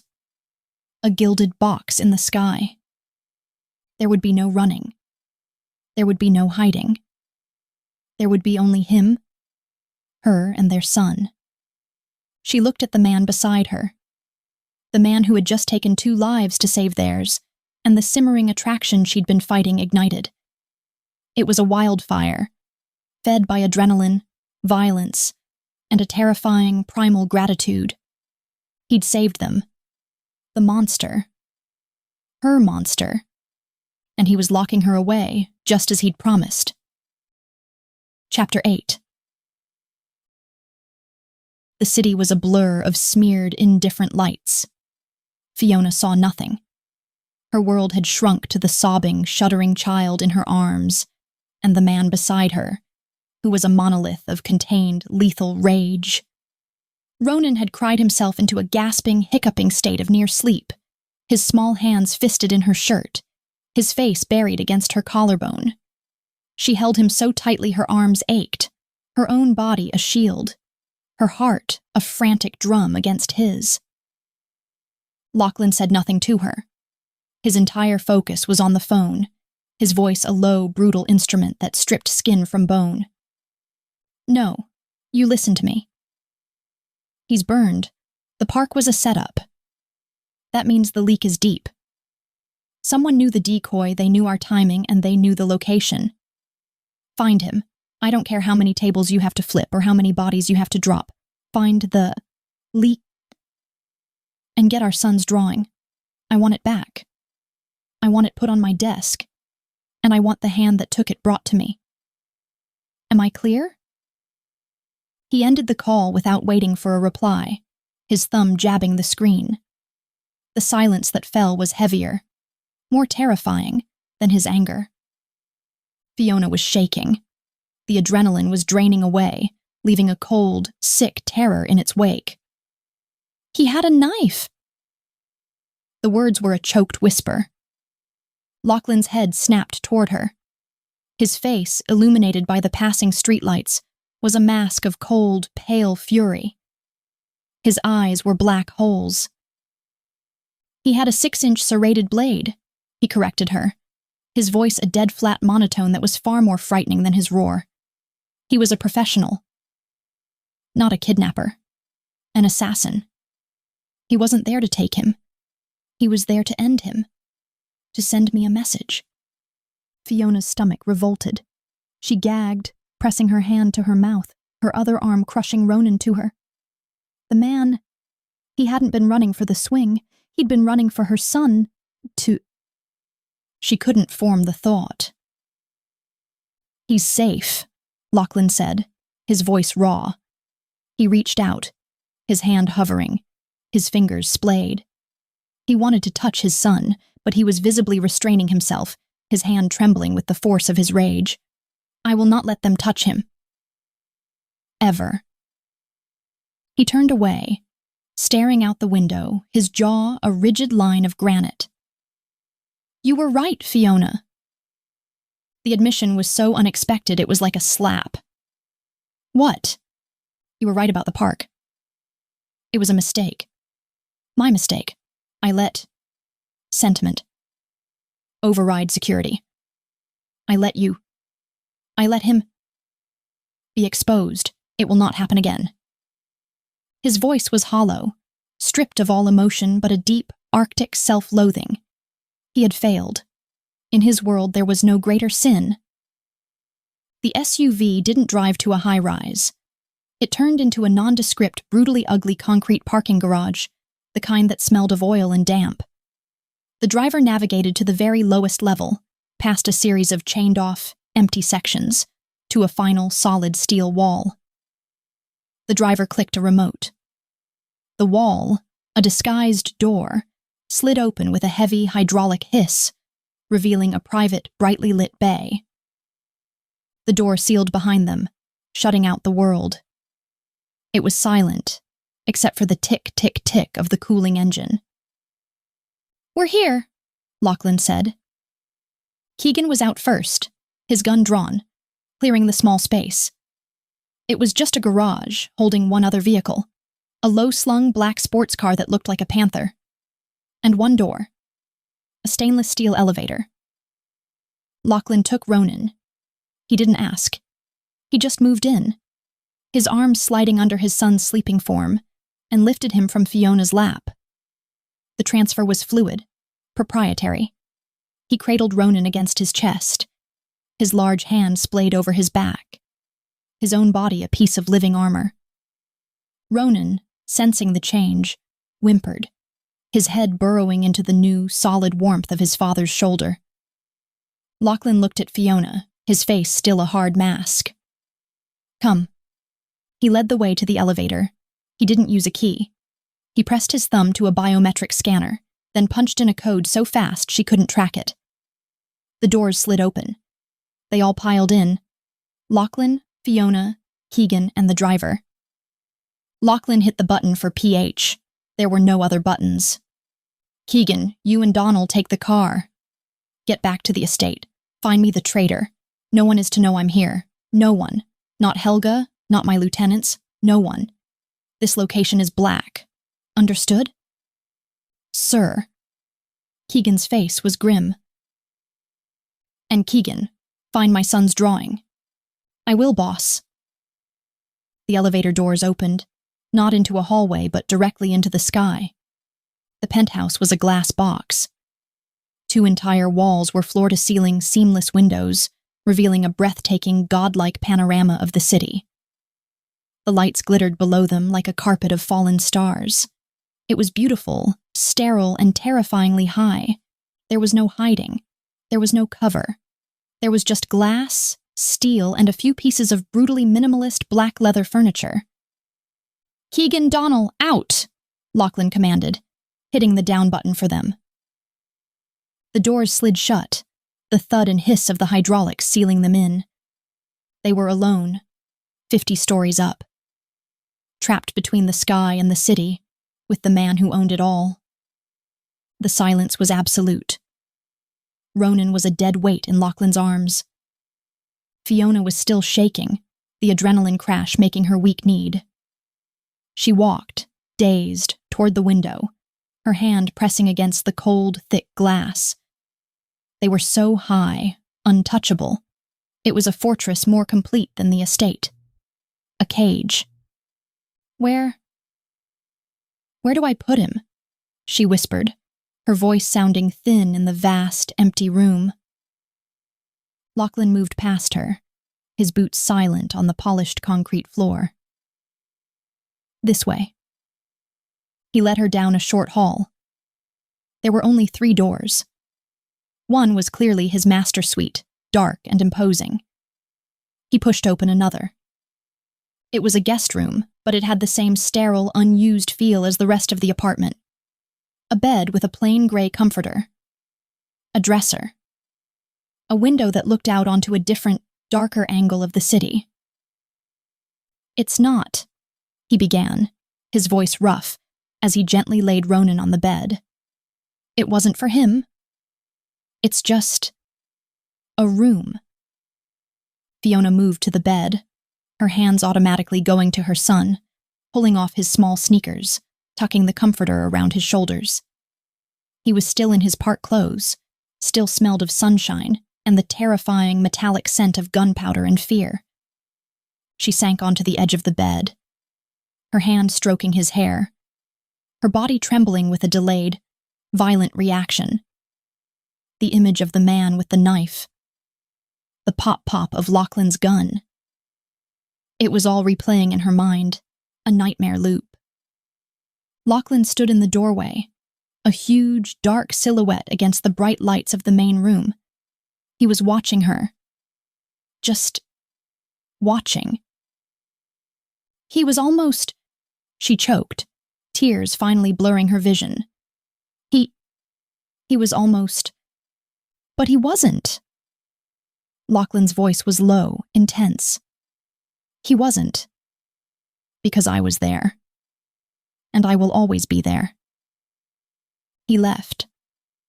Just turned and walked out, leaving her alone with her son and her terror. She stayed there for a long time, listening to the sound of her son's breathing, until her trembling finally subsided into a cold, hard knot in her stomach. When she finally found the strength to stand, she walked back into the main room. He was there. He'd shed his Henley and was in a gray t-shirt that stretched across his shoulders, his arms bare, his gun now sitting on the kitchen counter. A piece of casual, deadly punctuation. He was pouring 2 glasses of whiskey, his back to her. She stalked toward him, her rage, her real rage, finally catching up. It wasn't just fear. It was fury. "This is your life," she spat, her voice a low, shaking snarl. "This is what you do. Guns, bodyguards, assassins in a park. This is the world you've dragged my son into?" He didn't turn. He just slid one of the glasses across the marble island toward her. "Drink it." "I don't want your goddamn whiskey." "Drink it, Fiona." He turned, and his face was stripped bare. The cold fury was gone, replaced by a raw, bone-deep exhaustion, and a dark, dangerous hunger that was aimed directly at her. "You're in shock. Drink it." She looked from the glass to his face. He was right. She was shaking again. She grabbed the glass, her hand unsteady, and took a large swallow. The whiskey was liquid fire, scalding a path down her throat, burning away the ice in her veins. You killed them," she whispered, the glass clutched in her hand. "Yes." He took his own glass, tossing back half of it in one go. "And I'd kill 1,000 more if they looked at him wrong. At you wrong. This isn't a life, Lachlan. This is a war zone. You call this safe? My son saw you shoot 2 men. He was the target of an assassin. And I was the one who stopped him," he roared, slamming his glass down on the counter. The sound cracked through the silent apartment. He was on her in an instant, stalking around the island, backing her up until she was trapped against the cold, unyielding glass of the window. The entire city glittering at her back. He was a wall of heat and fury, his hands planting on the glass on either side of her head, caging her in. "You think I wanted this?" he snarled, his face inches from hers. "You think I wanted my son to see that? You think I wanted him anywhere near that? I made a mistake. I listened to you. I let my guard down for 1 hour. And this is what happens." You blame me?" she gasped, her hands coming up to his chest, to push him away, but the second her palms met the solid, hot muscle, it was a mistake. It was like touching a live wire. "I blame myself," he growled, his voice a low, agonized vibration that she felt in her bones. "I let him out. I let the traitor get that close." His eyes, black and turbulent, scanned her face, her throat, her mouth. He was shaking. When I put him in the car, my son was shaking with fear. "We all were," she whispered, her anger dissolving, replaced by the terrifying, primal cocktail of adrenaline and attraction. He smelled of whiskey and gunpowder, and his body heat was enveloping her. "But you," he breathed, his gaze locking on hers. "When that man came running, you screamed, but you didn't run. You moved toward Ronan. You tried to cover him. He's my son. He's ours." His voice was rough, possessive. And in that moment, When I shot, you didn't look at me like I was a monster. What did I look at you like? She whispered, her heart hammering. Like I was his father, like I was your protector. He leaned in, his forehead resting against hers, his eyes closing for a barest second. He was shaking. The king was shaking. I'm so goddamn tired, Fiona, he murmured, a raw confession that ripped through her. 2 years of hiding, 2 years of hunting, and now this. I almost lost him, both of you. And then he kissed her. It wasn't a seduction. It was a claiming. It was a desperate, raw, explosive collision. It was the crash of adrenaline, the white-hot terror of the park, the possessive fury, and the undeniable, sizzling truth. His mouth was hard on hers, rough, demanding. It wasn't a request. It was a statement. Mine. He tasted of whiskey and rage and a desperate, agonizing need. One of his hands left the glass, tangling in her hair, tilting her head back, deepening the kiss. His other arm snaked around her waist, yanking her flush against him, lifting her off her feet, pressing her body into the cold glass and his own hard, hot form. Fiona's world, which had already shattered, atomized. Her glass dropped, her hands fisting in his shirt, holding on as the kiss went from a claiming to a raw, mutual need. She kissed him back. God help her, she kissed him back with everything she had. With the fear and the anger and the terrifying primal gratitude. He was the monster who had brought the danger, and the savior who had protected them from it. He was her captor and her protector. His lips left hers, moving to her jaw, her throat. Fiona, he groaned, his voice a raw wound. You're burning me alive. The spell broke. His words. Burning me alive. She shoved him hard, her hands flat against his chest. He stumbled back, stunned, not by her strength, but by her rejection. She was breathing like she'd run a mile, her lips bruised, her body thrumming. No. He stared at her, his chest heaving, his eyes black with a stunned, hungry desire. No, she repeated, her voice shaking but firm.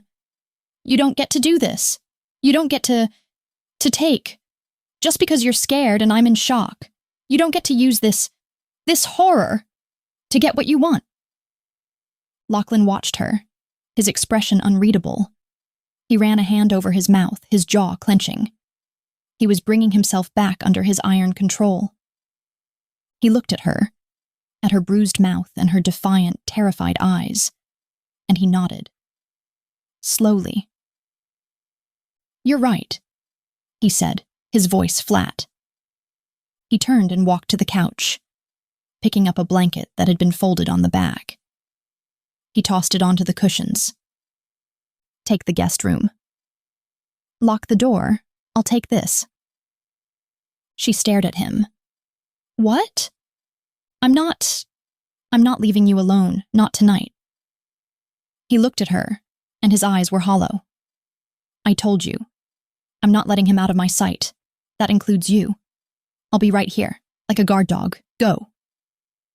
Fiona stood there, her body screaming, her mind a wreck. He was right. She wasn't safe. But the danger. It wasn't just from the man with the knife, it was from him. She turned and fled to the guest room, her son's room, and this time, she did exactly as he said. She locked the door. Chapter 9. Sleep didn't come. It was an impossibility. Fiona lay on the too-firm bed, her arm draped over her sleeping son, and stared at the dark, unfamiliar ceiling. The only light came from the sliver under the door, the ambient, eternal glow of the city filtering in from the main room, and with it, the silence. A heavy, pressurized, 50-story-high silence. She listened. She could hear nothing. No footsteps. No phone calls. No sound of the man on the couch. Was he sleeping? Or was he sitting in the dark, a silent guard dog, just as he'd promised? The thought sent a cold shiver down her spine that had nothing to do with fear. Her lips still burned. She could still taste him, whiskey and rage.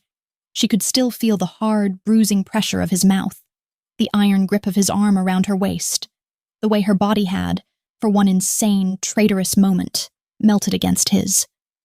She had kissed him back. She had fisted her hands in his shirt and held on like he was a lifeline. The self-loathing was a bitter taste in her mouth. He'd been right. She was in shock. He was in whatever state of adrenalized rage he'd been in. It wasn't real. It was a symptom of the violence, a raw, primal animal reaction to a threat. But when she closed her eyes, she didn't just see the man with the knife. She saw Lachlan's face inches from hers, his eyes black with a raw, desperate need that mirrored her own. "You're burning me alive." She was still in her park clothes, jeans and a thin t-shirt. She smelled of grass and sweat and, faintly, of him. She turned her head, burying her face in Ronan's hair. He smelled of sunshine and sleep. He was her anchor, her why. He was the reason she'd locked that door. Because the man on the other side of it was a forest fire. And she, her son, her entire world was flammable. Ronan whimpered in his sleep, his small body jerking. A nightmare. "Shh, baby, shh," she whispered, pulling him closer, her hand rubbing his back. "Mommy's got you. You're safe. You're safe." She repeated the words over and over until they were a prayer. A lie. They weren't safe. They were just hidden. The first gray light of dawn crept into the room, turning the black city into a bruised, purple and steel landscape. Ronan stirred, his eyes fluttering open. He looked at her, his expression sleepy and, for a blessed second, normal. "Mommy? I'm right here, Bug." He blinked, his gaze traveling around the unfamiliar room, the gray walls, the sterile furniture. The panic hit him. "Where are we? This isn't the pirate room. Where's Lachlan? The park. The man was running." Hey, it's okay." She sat up, pulling him into her lap. "We're in a new house. A high-up house. Remember?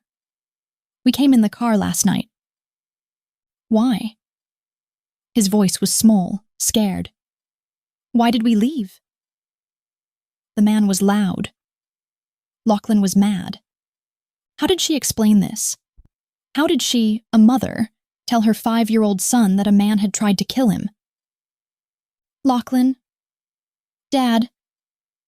He wasn't mad at you, baby. He was mad at the man.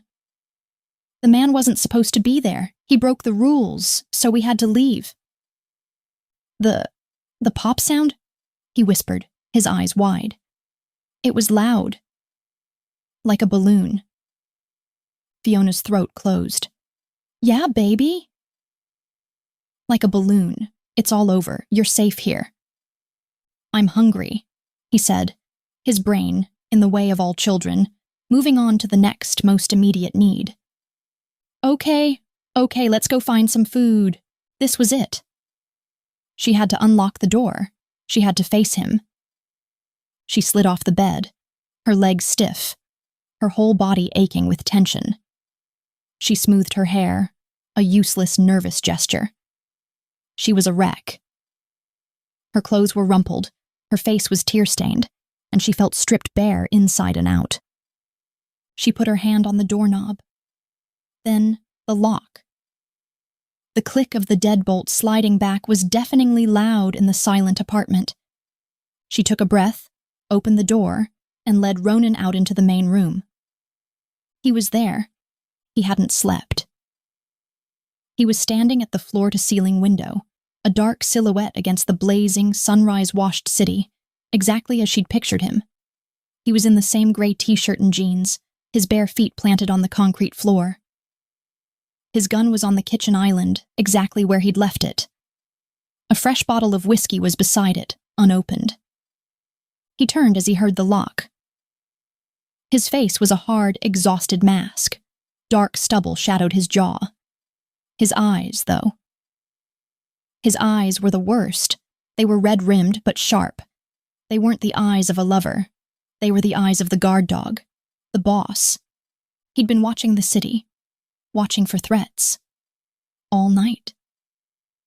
"Mornin'," he said, his voice a low, gravelly rasp. His gaze swept over her, clinical, assessing. It lingered for a fraction of a second on her mouth, and the air in the room instantly evaporated.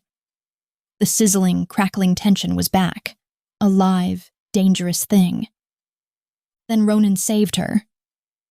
He broke from her hand and ran toward him. "Dad, you're here!" I was scared. The transformation was instantaneous. The hard mask on Lachlan's face didn't soften. It reconfigured. The coldness vanished, replaced by a fierce, focused, paternal warmth that was so potent it was staggering. He crouched, opening his arms, and Ronan ran straight into them, burrowing his face into his father's chest. Lachlan's arms enveloped him, his huge hands splayed across his back, holding him with a desperate, crushing tenderness. "I was here all night, a lioche," he murmured, his face buried in Ronan's sleep-rumpled hair. "I told you. I'm not going anywhere." "I'm hungry," Ronan mumbled into his shirt. "I know." Lachlan stood, lifting Ronan with an effortless grace, settling him on his hip. He was a perfect, natural father. The image was a punch to Fiona's gut. "Let's see what we've got." He walked to the kitchen, Ronan clinging to him like a small koala. Lachlan was all business, opening a massive stainless steel fridge that was, to her shock, fully stocked. Eggs, milk, juice, fruit. "How?" she stammered, wrapping her arms around herself. "I keep it stocked," he said, his back to her. He didn't look at her. The coldness was back, a shield aimed directly at her. "It's a contingency. I own the building. The penthouse is invisible. Private elevator, private utilities. No one knows it's here. I can hole up for months if I have to." He was a ghost. This was his lair. We don't have anything," she said, her voice sounding small. "Clothes. Toothbrushes. Ronan's, his stuffed dog, Grumps." Lachlan paused, his hand on the carton of eggs. The mention of the stuffed animal seemed to break through his armor. He closed his eyes for a brief second. I didn't think of that." "Of course you didn't," she said, the words sharper than she intended. "You were too busy stocking your whiskey and your guns." He turned, and the coldness was gone, replaced by the lethal flash of the boss. "I was busy, Fiona, making sure we weren't all dead this morning. But don't worry." He set Ronan on the counter, a safe distance from the gun. "I've already made arrangements." As if on cue, the private elevator dinged. Fiona jumped, her heart leaping into her throat. Lachlan's hand was on his gun in a millisecond. He moved, putting himself between his family and the elevator. His body coiled. "It's all right," he said, his eyes on the door. "He's expected." The doors slid open. A young, terrified-looking man in a high-end suit stood there, his hands full of designer shopping bags. He looked at Lachlan, then at his gun, and his face went white. "Mr. Kincaid?" "Sir," as requested. The best they had on short notice. "On the floor, Ian." "And get out," Lachlan said, his voice flat. "Yes, sir." The young man practically threw the bags onto the floor and jabbed the down button, his hands shaking. The doors slid shut. Lachlan waited a beat, then walked over and nudged the bags with his foot. He brought them, one by one to the kitchen island. Clothes. Toiletries. One of my men has an apartment in the building. He's roughly your size. He pushed a bag toward her. It'll have to do. The rest? I ordered. He pulled a small, gray, beat-up stuffed dog from one of the bags. Fiona gasped. Grumps! Ronan shrieked, his face lighting up with pure, unadulterated joy. He scrambled for the toy, hugging it to his chest. Lachlan looked at Fiona, his expression unreadable. Keegan. He got it from the estate. Before he left. And my son's drawing. Lachlan's voice was arctic. Keegan's face on the small screen was grim. We have it, boss. It's on your desk, as requested. And the hand? That too. Fiona's stomach lurched. She turned away, bile rising in her throat. Good. The park, Lachlan continued, his voice all business. The men I took out, cleaned. It's handled. The van was stolen. The men, they're O'Malley's, both lieutenants. O'Malley, Lachlan snarled. He's not smart enough to find this leak. He's not, Keegan agreed. He's the muscle, not the head. The head is still in the wind. Then we set a trap, Lachlan said, his voice lethally soft. O'Malley is sloppy. He's angry. He failed. He wanted the boy. He wanted to make a statement, so we'll let him make one. Fiona's blood ran cold. She turned, her eyes wide. What? What are you talking about? Lachlan's gaze met hers. It was cold, calculated. I'm ending this. The traitor has been using O'Malley. O'Malley wants my son. No, she whispered, her hand gripping the counter. Lachlan, no, you can't. He thinks I'm weak, Lachlan continued, his eyes locked on hers as if she wasn't even there. He thinks I'm running scared, holed up in a panic room. He thinks he can flush me out by threatening the one thing I care about. And he's right. Lachlan, stop it. He looked at Keegan on the phone. I'm leaking a new location, a transport. O'Malley will hit it. He'll expect the boy. He'll expect a few guards. He won't expect me. Fiona stared at him, horrified. He was doing it. He was using his son, their son, as bait. You're a monster, she breathed, her voice shaking. His eyes snapped to hers. The call with Keegan was still active, but he didn't care. He walked toward her, slow, deliberate, a predator. He backed her up against the kitchen counter, caging her in, just as he had last night. I am, he whispered, his voice a raw, dangerous promise. I am a monster. I'm a killer. I'm the goddamn boogeyman, Fiona. And I am going to unleash myself on these men. I am going to burn their entire organization to the ground. I am going to salt the earth where their houses stood. And I'm going to do it. So that he nodded toward Ronan, who was happily eating his toast, oblivious, can be a boy. He was inches from her. The heat rolled off him in waves. The sizzling, terrifying chemistry was back, thick and suffocating. You can't play games with his life, she hissed. I'm not playing, he breathed, his gaze dropping to her mouth. I'm winning. This is the only way. I set the trap. I kill the snake. And we are free. He looked at her, his eyes burning with a dark, possessive fire that had nothing to do with the war and everything to do with her. And you, a Crowie, you are going to help me. Chapter 10. Fiona's blood didn't just run cold, it froze solid, stopping her heart, her breath, her world. Help you?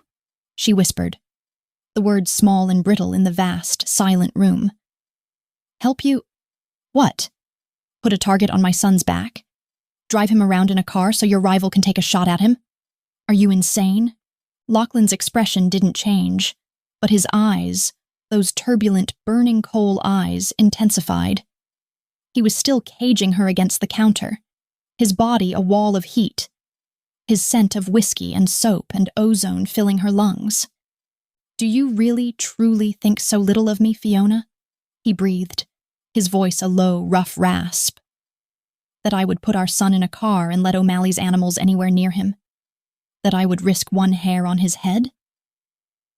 The raw, agonized sincerity in his voice staggered her. "But you said a transport. You said he'd expect the boy."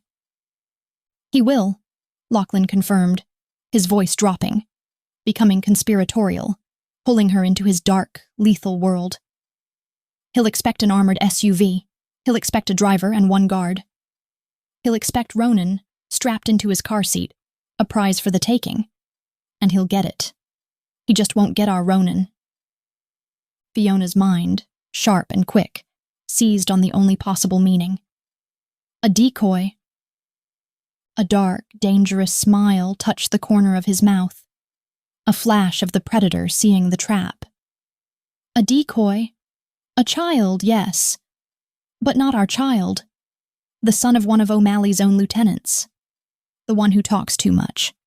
The one who's been skimming from me for years. A little internal house cleaning, you might say. Fiona's stomach twisted. He was going to use another child.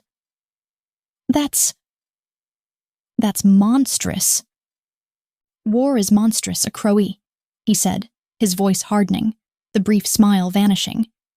"And this is a war. A war that O'Malley and this traitor brought to my doorstep when they put a price on my son's head. When they sent an assassin to a park. I'm just finishing it. And I'm using their own weapons, their own people, against them." He leaned in closer, his gaze dropping to her mouth, then back up to her eyes. The air was so thick, so charged, it was a miracle it didn't spontaneously combust. "And that's where you come in." "Me?" she repeated, her voice trembling. What can I do?" "The leak," he said, his voice barely a whisper. "The traitor. It's not one of my men. I'd have sniffed them out. My inner circle is loyal. They're Kincaids, their blood. No. The leak is someone who has been watching you." The floor fell away. "What are you talking about?" "When I faked my death," he said, the admission costing him, his jaw clenching. "I went dark. To everyone. But I never ever took my eyes off you. Not for a day. I told myself it was just loose ends. A precaution. But it was more." The confession hung in the air, a raw, possessive, undeniable thing. He had been watching her. For years. "I had a man," he continued, "someone outside my organization. A private investigator. Someone clean. He watched you. He made sure you were safe, that you had what you needed. From a distance. When the DNA story broke, I realized my clean man wasn't so clean. He's been selling information. To O'Malley. To the traitor. He's been feeding them every move you made, every time you went to the park, every time you left your apartment." Fiona felt sick. She had been living in a fishbowl. A man watching her. Her and Ronan. Who? Doesn't matter. He's the pipeline. And he's compromised. But he doesn't know we know. And more importantly, he trusts his source. He trusts you. Fiona's brain was spinning, connecting the dark, terrible dots. You don't mean him. You mean, you think the leak is someone I know? "No," Lachlan said, and his expression was grim. "It's worse. The traitor isn't just someone you know, it's someone I put in your life." Fiona couldn't breathe. Lachlan stopped talking in riddles. "Helga." The name was a gunshot in the silent room. "Helga," Fiona gasped. The The nanny? The housekeeper? The woman who makes Ronan sandwiches? She's not a nanny, Lachlan snarled, his self-loathing a palpable, corrosive force. She's ex-Spetsnaz. I hired her 2 years ago after I found out about Ronan. I needed someone inside, someone to protect him, to be my eyes, to be his shadow when I couldn't. You put a spy in my house? Fiona's rage was so sudden, so pure it eclipsed her fear. She shoved him hard. You put a fucking spy in my house with my son. To protect him, he roared, grabbing her wrists, his grip iron, stilling her struggles. He held her, their bodies flush, his face inches from hers. To keep him safe from this. From the world that would want to use him to get to me. And she failed. She turned. She sold us out. She sold him out. For money, for a foothold. She's the head of the snake, and O'Malley is just her attack dog. Fiona's mind was reeling. Helga. The quiet, efficient woman. The one who had always been just there. She had been the leak. She had set them up. She had known about the park. She had sent that man to... The realization was so horrific she almost collapsed. Lachlan held her up, his grip on her wrists unrelenting. And now, he hissed, his voice a lethal promise. We are going to use her. You are going to use her. How? Fiona whispered, her anger draining away, replaced by a cold, terrible understanding. She thinks you're weak, he said, his gaze burning into her. She thinks you're a terrified, hysterical civilian mother. She's been reporting that to O'Malley for weeks. You're the weak link, so you're going to prove her right. He let go of her wrists, but he didn't move back. His hands came up to cup her face, his thumbs stroking the high, sharp line of her cheekbones. The gesture was so tender, so at odds with the brutal words that it stole her breath. You are going to make a phone call, he breathed. Not to her. To your old boss, the one at the diner. You're going to beg for your old job back. What? Why? Because Helga is watching your old life. She's listening to your old contacts. She's waiting for you to crack. You're going to call him, and you're going to be terrified. You're going to cry. You're going to say I'm a monster. You're going to say I'm unstable. That I'm obsessed with security. With an imminent transport. That I'm moving the boy. Lachlan, no. Yes. His voice was iron. You're going to let it slip.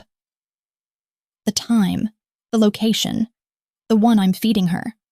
You're going to accidentally tell your old boss the exact route of the transport, all while begging him to help you disappear. He'll tell her? Your old boss?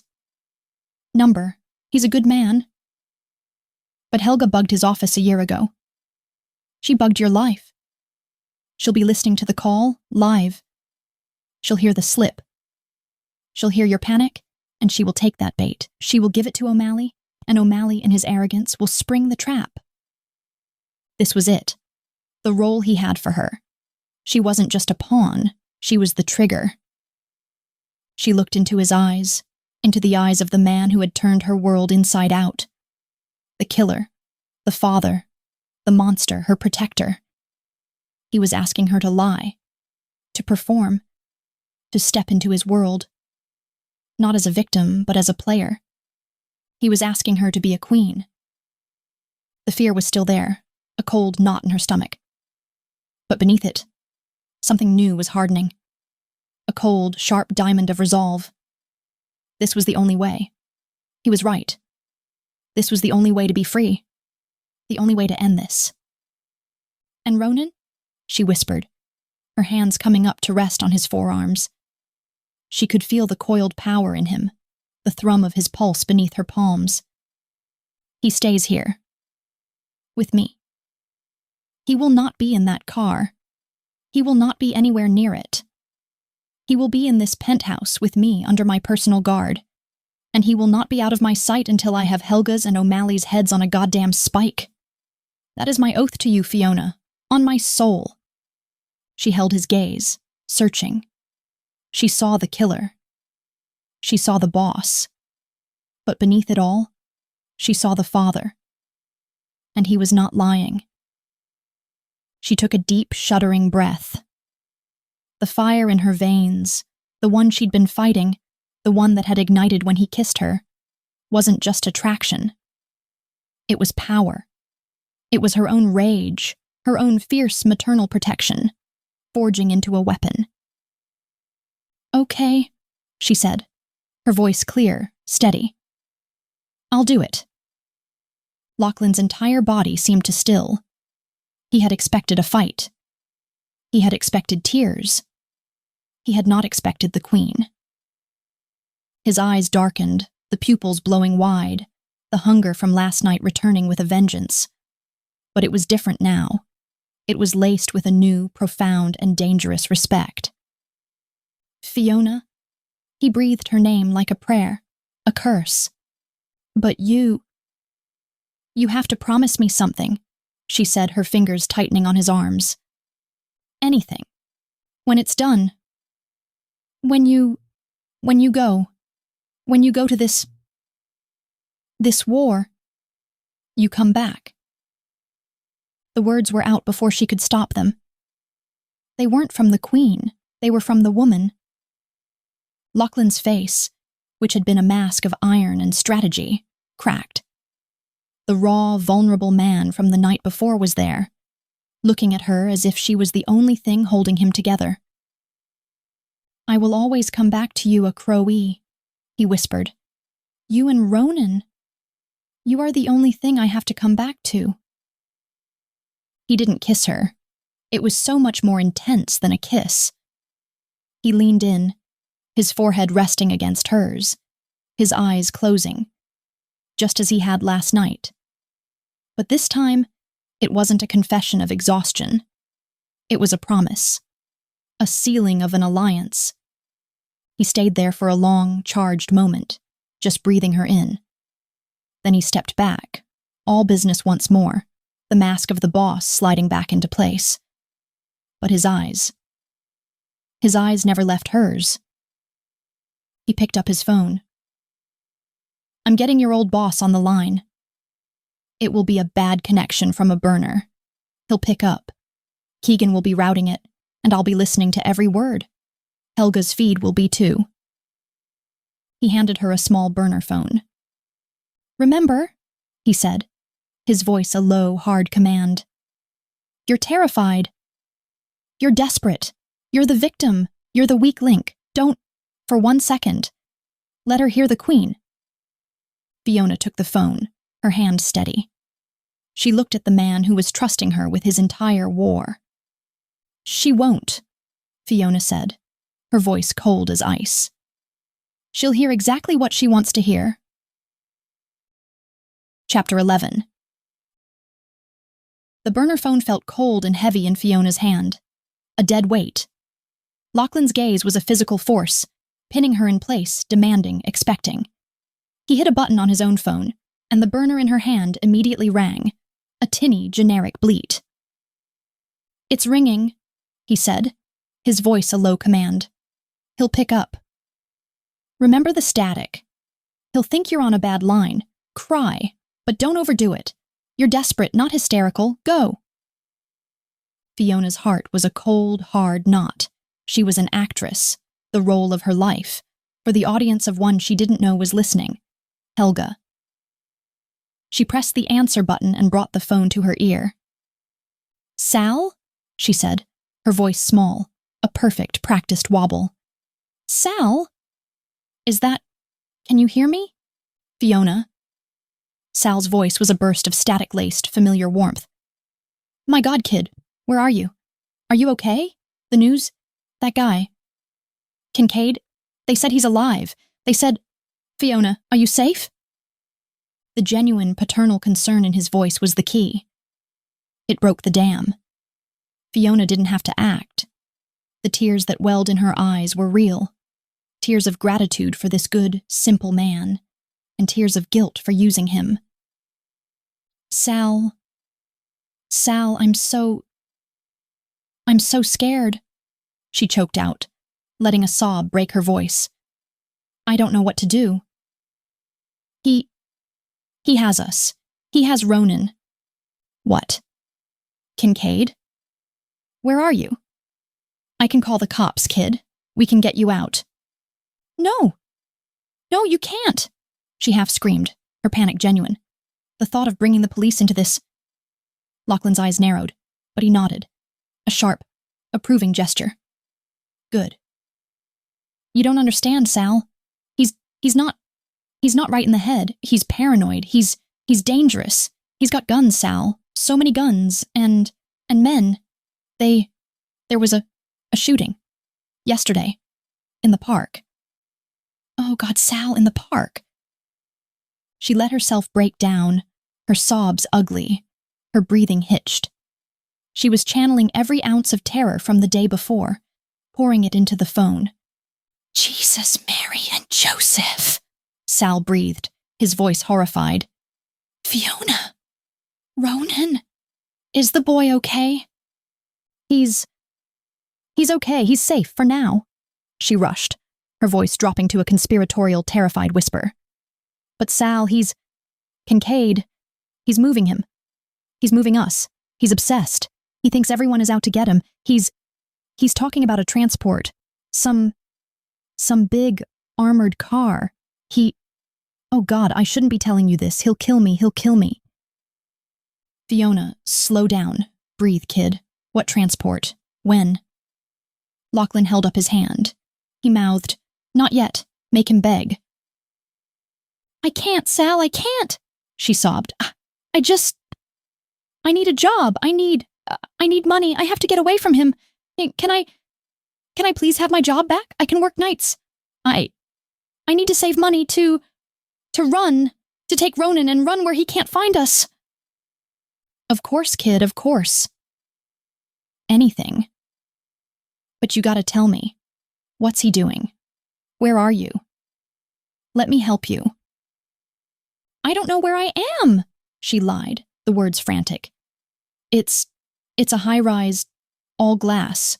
I don't know, but the transport, he was on the phone, yelling at his men. He said 4 p.m., the old Callahan tunnel. He said it's the only way, the only clean route. She said the words exactly as Lachlan had fed them to her. The bait. The Callahan tunnel? At 4? Sal repeated.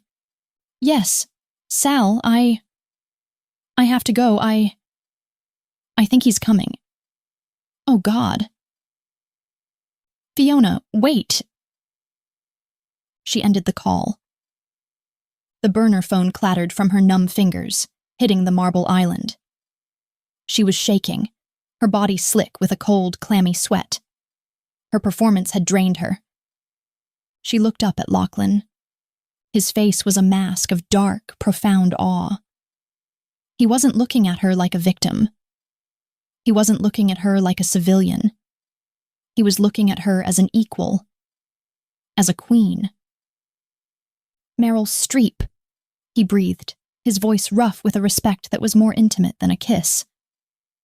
You were goddamn perfect, Fiona. He didn't touch her. He didn't move. He just stared at her, his eyes blazing with a raw, dark pride. His phone buzzed on the counter. He picked it up, his gaze never leaving hers. He read the text. A slow, lethal, triumphant smile spread across his face. It was the most terrifying, most beautiful thing she had ever seen. Keegan, he said, his voice a low, satisfied purr. Helga just made a call, to a burner. That burner just called O'Malley. They're mobilizing. They're taking the bait. He tossed his phone onto the counter. And he laughed. A short, harsh, brutal bark of a laugh. The snake is in the trap, he said. He walked over, not to her, but to the coffee pot. His hands were steady. He was a man possessed, a general on the eve of battle, his victory already assured. She's done, Fiona. She just signed her own death warrant. And O'Malley's too. You did that. You ended this. The hours that followed were the strangest of her life. It was 10 a.m. The trap was set for 4 p.m. They had 6 hours. 6 hours to live in a glass cage, 50 stories in the sky, while a war was being planned around them. Ronan, blissfully unaware, ate a second breakfast, this time with his father. Lachlan sat on a bar stool, his son on his lap, and patiently, tenderly, cut a piece of fruit for him. He was a different man. The boss was gone, replaced by the father. He talked to Ronan about nothing. About the color of the juice, about the stuffed dog, Grumps, about how high up they were, how the cars below looked like tiny angry bugs. Fiona watched them, her heart a tangled, aching knot. This was what she had always wanted for her son, a father, a present, loving, engaged father. She just never, in her wildest nightmares, thought he would be a killer, a kingpin, and God help her. She had never, ever been so drawn to a man in her entire life. She moved, cleaning up the kitchen, her hands needing a task. She poured Lachlan a cup of coffee, her hand brushing his as she set it down. The contact was electric, a bolt of lightning. He looked up. His eyes, which had been so soft for his son, instantly hardened with that dark, possessive hunger. "Thank you," he murmured, his voice a low vibration that thrummed straight to her core. She just nodded, her throat too tight to speak. The day crawled. Ronan, sensing the strange, coiled tension in the adults, grew restless. Lachlan, in a moment of pure, unexpected fatherhood, got down on the floor and helped him build a fortress out of the minimalist, expensive sofa cushions. He was patient. He was gentle. He was a natural. Fiona sat on the floor, cross-legged, watching them. Watching him. He was a paradox. A monster who could kill a man without flinching, and a father who could build a pillow fort with the tender focus of a saint. At 2 p.m., Ronan, exhausted, crashed. He fell asleep in the pillow fort, Grumps clutched in his hand. And the silence of the penthouse returned. But this time, it wasn't empty. It was charged. Lachlan stood, his body moving with a sudden, new purpose. It was time. He walked to his bedroom, Fiona following him, a silent, unconscious pull. He left the door open. He stripped off his t-shirt. Fiona stopped in the doorway, her hand on the frame. His back was to her. It was a landscape of scars, old, white, healed scars. A few newer, puckered ones. This was the map of his life, a life of violence. He turned and she didn't look away. His chest was broad, powerful, etched with muscle. A tattoo, a dark, intricate Celtic knot, covered his left shoulder and spilled down over his heart. He was beautiful. A fallen warrior angel. "You shouldn't watch this," he said, his voice rough.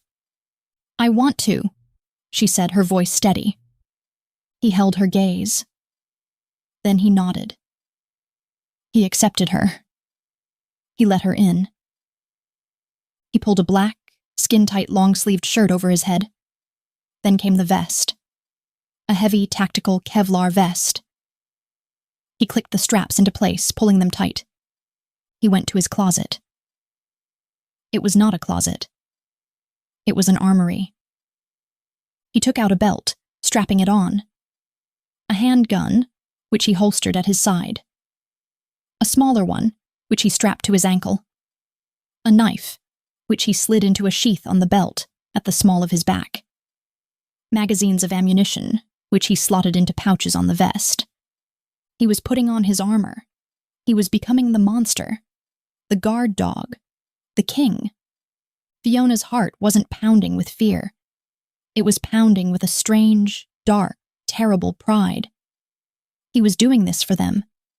He was going to war. For them. He finished. He was a shadow, a specter of death. He was the ghost. He looked at her.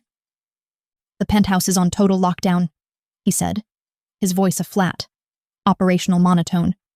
The elevator is deactivated. No one can get up here. Not even Keegan. It's just you and him. I've barricaded the service stairs from the roof. You are safer here than anywhere on Earth. I know, she whispered. He walked toward her. He didn't stop until he was standing in front of her. So close his vest was almost touching her shirt. He was heat, and leather, and steel.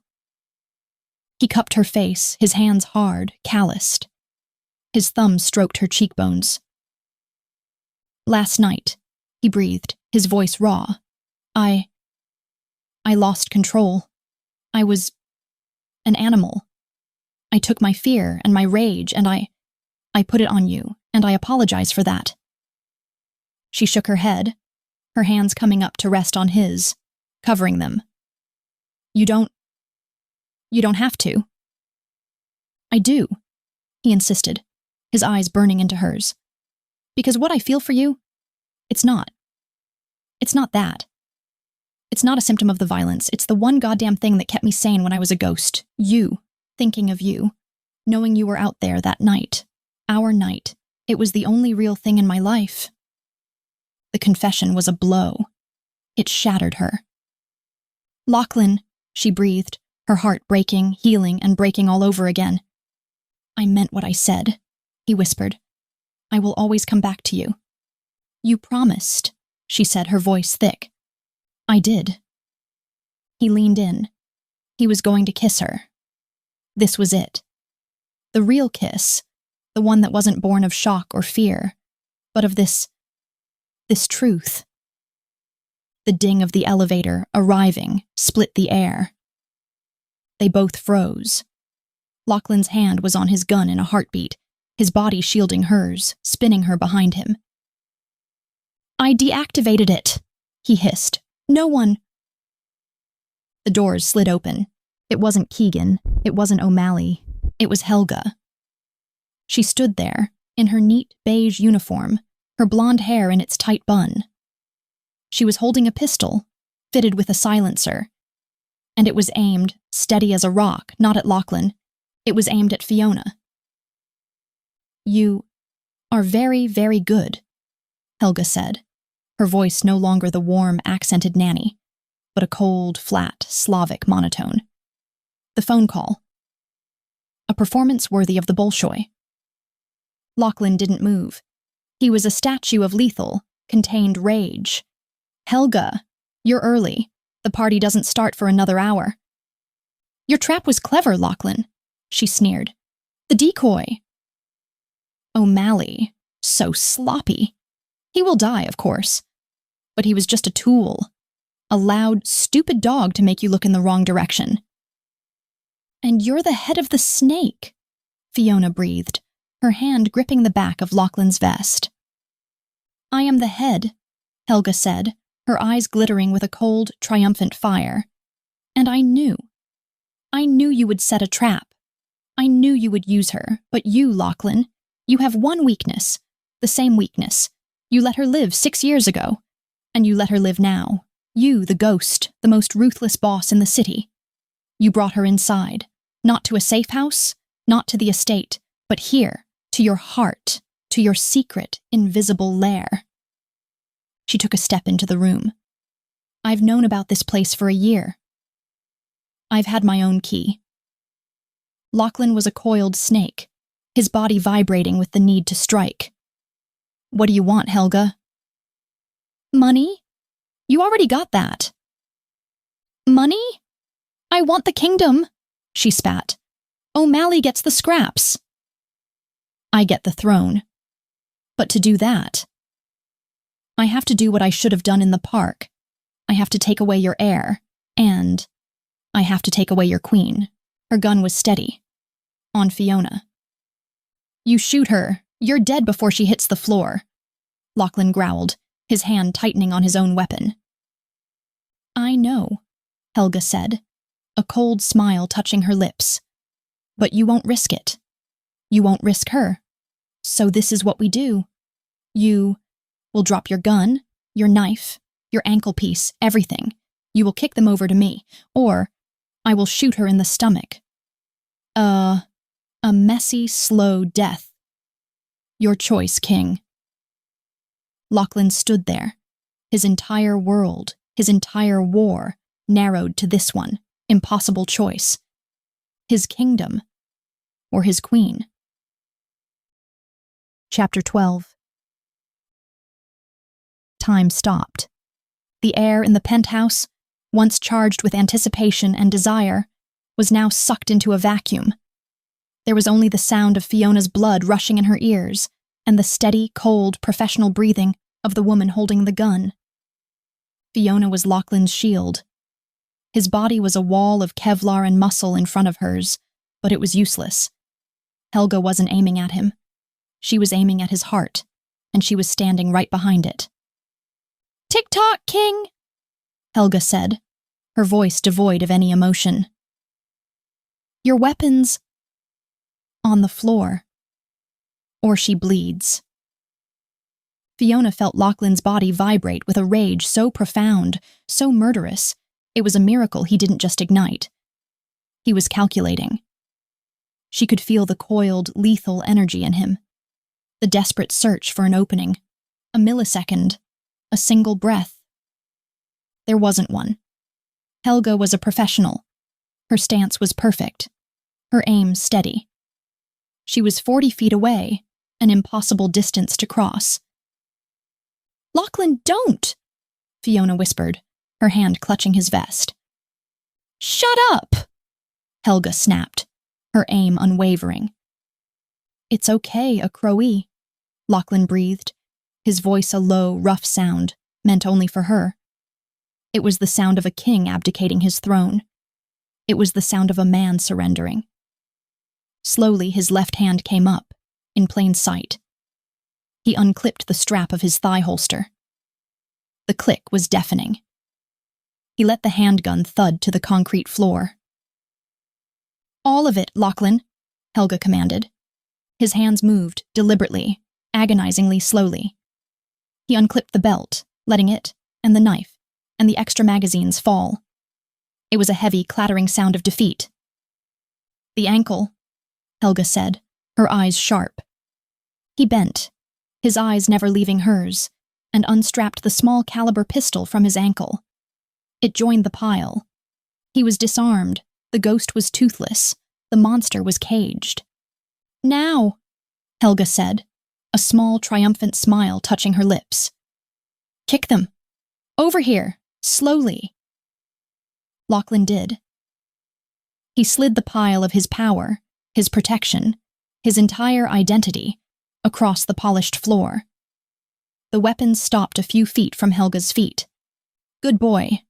She was gloating, her gaze shifting from Lachlan's defeated form to Fiona's terrified one. "You see?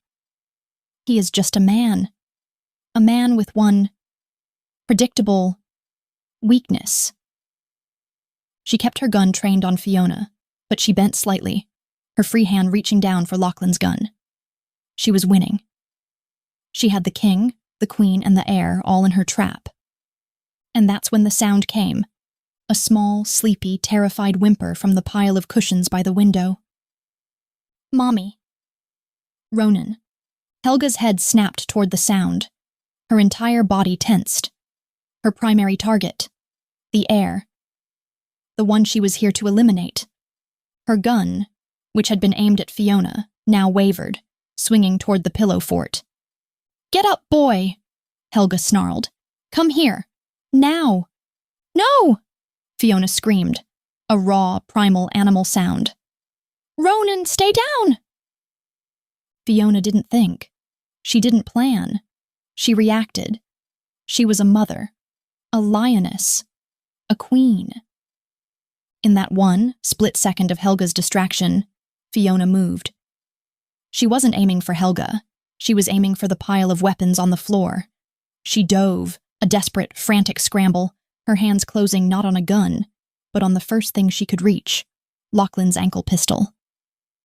Helga saw the movement. She spun back, her eyes wide with surprise, her gun swinging from the boy to the mother. "Fiona!" Lachlan roared, a sound of pure terror. He was unarmed, a dozen feet away. He lunged, but he was too far. Helga fired. The sound was a dull thwack from the silencer, simultaneous with an explosion of glass. Fiona screamed, not in pain, but in rage. Helga hadn't aimed at her. She'd aimed at the bottle of whiskey on the kitchen island, just behind her. It exploded, showering Fiona in glass and the sharp, potent scent of alcohol. It was a warning shot. A power play. "You bitch!" Fiona shrieked, her hand, small and untrained, fumbling with the tiny pistol. "Drop it, little mother!" Helga hissed, her gun now steady, aimed directly at Fiona's chest. "You are not a killer." Fiona froze, the gun heavy in her hand. Helga was right. She wasn't. "But I am." Lachlan's voice was not a roar. It was a cold, spectral whisper. Fiona didn't understand. He was unarmed, defeated.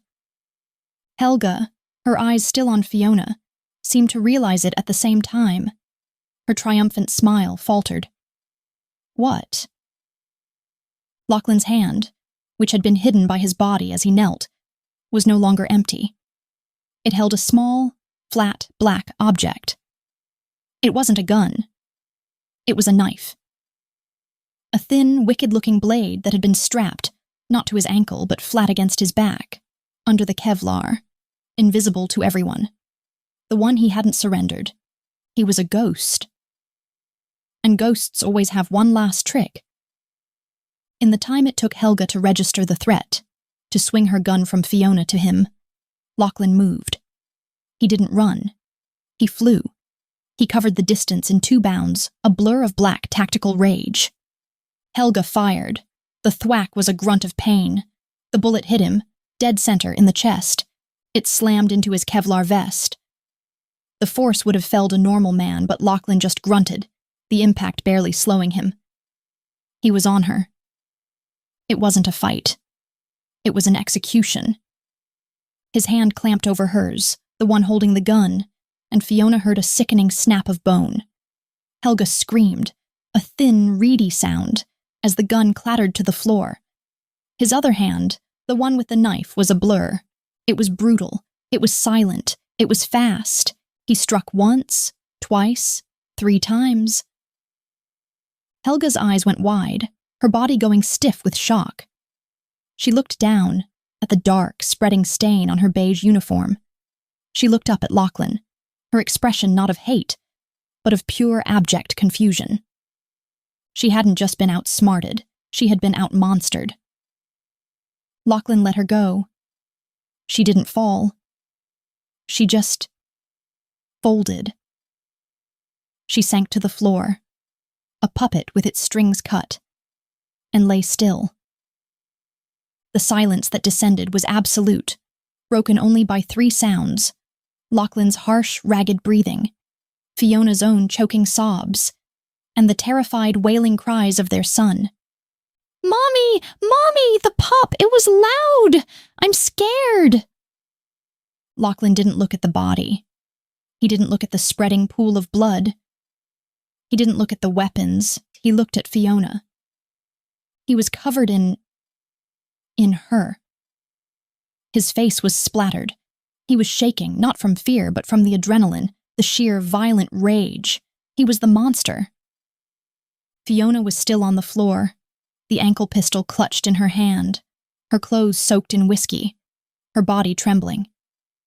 They stared at each other for one long, horrific, and intimate second. Then the father returned.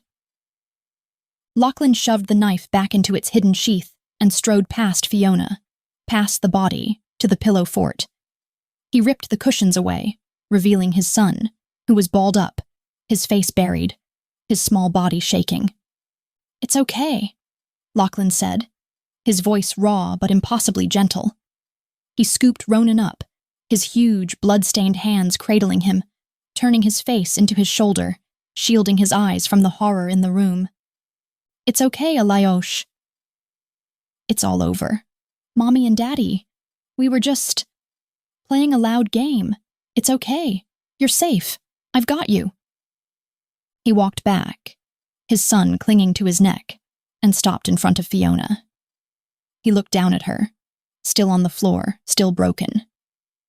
"Get up, Fiona," he commanded, not as a king, but as a partner. She dropped the gun. It clattered. She used the island to pull herself to her feet, her legs like water. "He's okay," Lachlan murmured. He didn't see. He didn't see anything. He held Ronan out to her. Fiona looked at her own shaking, whiskey-soaked hands, then at Lachlan. He just nodded. "Take him." She took her son, her arms wrapping around his small, warm body, and buried her face in his hair. He smelled of sleep and sunshine. He was her anchor. She held him, her strength, her very soul flowing back into her. Lachlan watched them, his expression a storm of everything. Relief. Adoration. Agony. Then the boss returned. He pulled out his phone. "Keegan," he snapped, his voice pure steel. "The O'Malley trap is yours. Handle it. I don't care what it takes. The primary threat is neutralized. I'm at the penthouse. She's dead." He paused. "And Keegan? Bring a fucking cleanup crew, the best you have. Now." He ended the call. He looked at Fiona, at the blood, the glass, the body. "Go to the bedroom." "Our bedroom," he said, the words possessing, claiming. "Lock the door." "Don't come out." "Not until I come for you, go." Fiona didn't argue. She clutched Ronan, her protector, her son, and she ran. She didn't know how long she was in there. An hour, 2. She sat on the big, sterile bed, Ronan sleeping in her arms, and she just disassociated. She heard nothing. No sounds of cleaning. No voices. The penthouse was silent until a soft, firm knock came at the door. "Fiona? It's me. It's Lachlan. It's done. It's clean. You can come out." She stood, her legs stiff. She gently laid Ronan on the bed. He was safe. He was sleeping. She unlocked the door. The main room was perfect. It was pristine. The body was gone. The blood was gone. The broken glass was gone. The weapons were gone. The only things that remained were the sofa cushions, still piled in a fort, and the faint, lingering smell of whiskey and bleach. Lachlan was standing by the floor-to-ceiling window, a dark silhouette against the setting sun. The city was a blaze of orange and purple. He had showered. He was in clean, soft, gray sweatpants and a black t-shirt. His hair was damp. The armor, the blood, the monster. It was all gone. He was just a man. He turned as she approached, and his eyes were raw. He was holding 2 glasses, filled with amber liquid. He held one out to her. She took it. Her hand was steady. You took a bullet," she whispered, her voice hoarse. He touched his chest, a small wince. "It'll be a hell of a bruise." The vest held. He looked at her, his gaze intense, worshipful. "You saved our lives, Fiona. You didn't hesitate. You went for a weapon. You were magnificent." She hesitated, Fiona said, the whiskey burning her throat. When she heard Ronan, she wanted him more than me. "She wanted the heir," Lachlan agreed, his voice a low growl. "She underestimated the queen." They stood in silence, the space between them thrumming. The unsaid words, the unspent passion, the shared violence, all swirling in the air. The threat was gone. O'Malley was being handled. Helga was dead. The war was over. What now? Fiona whispered. Lachlan put his glass down. He took hers, setting it aside too. And then his hands, clean and warm and gentle, came up to cup her face. Now, he breathed. You stay. Lachlan, No, he interrupted, his thumb stroking her cheekbones. Not for him. He nodded toward the bedroom. Not as a co-parent. Not as my prisoner. I promised I would always come back to you. I am nothing. Without you, Fiona. I was a ghost for 6 years. A shell. That one night with you. It was the only real thing I've ever known.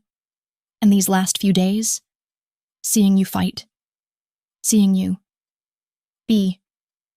You haven't just brought me my son. You've brought me back to life. His voice was thick, his gaze burning, all his defenses, all his walls, completely gone. The kingdom is mine. The war is won. But it's just ash and stone. If you're not in it with me. What? What are you asking me? She breathed, her hands coming up to rest on his chest, over his heart. She could feel its steady, powerful beat. I'm asking you to stay, he whispered, his forehead pressing against hers. To marry me, to be my partner, my wife, the mother of my heir, yes, but my queen, my Fiona. She didn't have to think. She didn't have to weigh the options. This world was violent. It was dark. It was his. But he was hers. He was the monster. He was the father. And he was her king. She rose on her toes, her hands sliding from his chest to his neck, pulling him down. Yes, she breathed against his mouth. The kiss was not like the first one, born of shock and rage. It was not a near miss, interrupted by an assassin. It was a claiming. It was a promise. It was the colliding of two worlds, not in violence, but in surrender. It was heat and whiskey and the taste of his soul. It was the end of the war and the beginning of their reign. Thank you all so much for being on this entire wild, intense, and incredibly romantic journey with me from start to finish. I can hardly believe we've gone from that first, terrifying knock on Fiona's apartment door to this final, epic, and hot conclusion. Seeing Fiona find her power and transform from a terrified single mother into Lachlan's queen has been my absolute favorite part. And Lachlan, watching the ruthless ghost be brought to his knees by his son and the woman he can't live without, swoon. Let me know all your thoughts in the comments below. I'm going to be reading every single one. Your comments, theories, and support have meant the world to me and made writing this so much fun. If you loved this story, please consider giving this video a like and subscribing to the channel so you don't miss what's coming next.